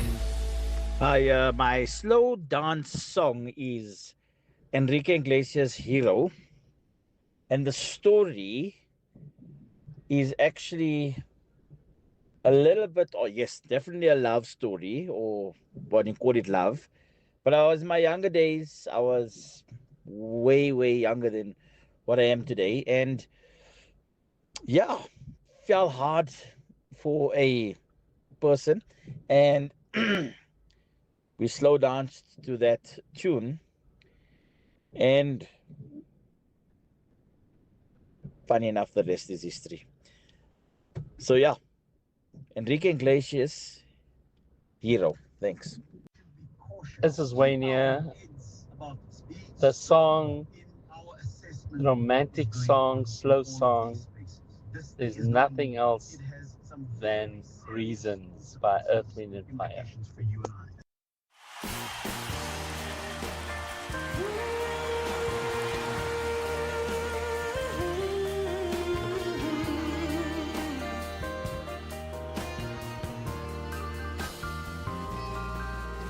Now I'm craving your body. Is this real? Temperature's rising. I don't wanna feel I'm in the wrong place to be real. Whoa, and I'm longing to love you just for a night. Kissing and hugging and holding you tight. Please let me love you with all my might. Reasons, the reasons that we're here, the reasons that we fear, I feel it won't disappear. Oh, and after the love game has been played, all our illusions were just a parade, and all our reasons start to fade. Earth, Wind and Fire. That song is 50 years old. Reasons like it. Nick says, today kids have social media. In my day, I played Spin the Bottle with little success and slow dance to this, Culture with a capital K. And it's by the British band Slade. That was very much part of my teen years. I didn't know they had a slow one, but apparently this they do. And this one, the title says it all. Darling, be home soon. What about you? What was the slow dance song that you remember that stirs up memories? And by the way, I love the message. The rest is history. Slow dance. And yeah, we can only guess. Still together after all these years. Brilliant. Hi, John. Well, the slow dance that they played at our wedding while we were on honeymoon and a couple of times after, so it must have been the hit of 1985, was Tonight I Celebrate My Love for You, and I think it's Peebo Brasson. Cheers, bye. Good afternoon, 702 Landers. My slow dance song is I Swear. And the reason for that is I used to model for it. I modeled for it for Miss Mametlake in 1993. So, yeah, that's my slow jam for slow dancing. And a new one is May She Have This Dance. And the reason for that is my son just had his grade 7 farewell and we had a mommy and son dance. Moon and the stars in the skies, and I swear, like a shadow that's by your side.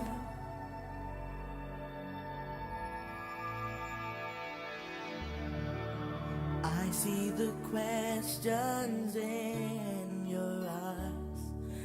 I know what's weighing on your mind. You can be sure I know my part, 'cause I stand beside you through the years. You'll only cry those happy tears. I Swear by All for One. Jenny says These Eyes by Guess Who. That goes back a while. And Foxy Lady goes way back. Matt Monroe, Walk Away. So we're asking about that slow dance song in your youth that, as I said, for me, I was always looking for, was there a spot on the wall where it wouldn't be noticed that I was actually a spot on the wall and staying away from things. But Kapasela, when we spoke about this, sounds like you maybe had a bit more game than I did. A little bit of game. So We used to have these roller discos.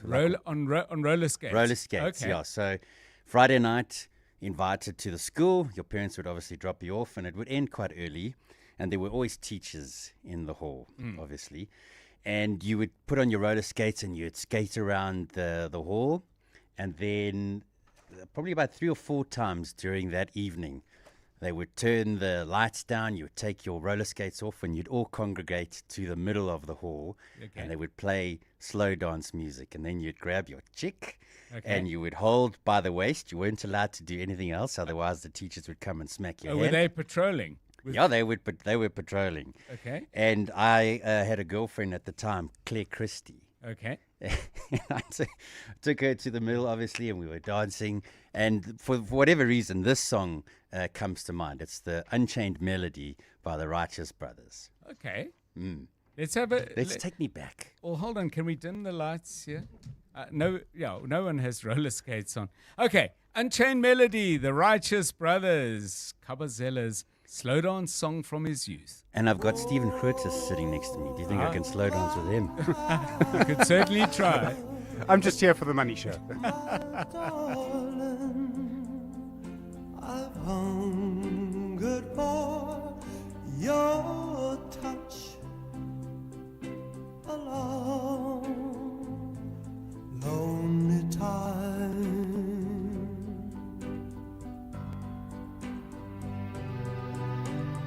Time goes by so slowly, and time can do so much. Are you still more?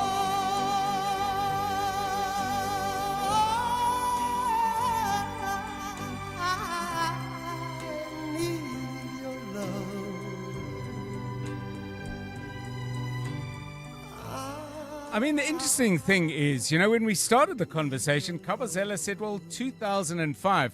But for his slow dance, he went back another 50 years. The Righteous Brothers from 1955, Unchained Melody. Slow dance memories, hey? I bet you've all got some. We didn't get a chance to play all of them, but thank you for your contributions. And thanks for being with us on 702 Drive this Thursday afternoon. I'm John Perlman. Have a great evening. Good night. And now, The Money Show. With Stephen Grootes, live on 92.7 and 106 FM. Streaming on the Prime Media Plus app. And DSTV channel 856. The Money Show with Stephen Grootes is brought to you by ABSA CIB, proud host of the Africa Impact Matters series podcast. ABSA is an authorized FSP and registered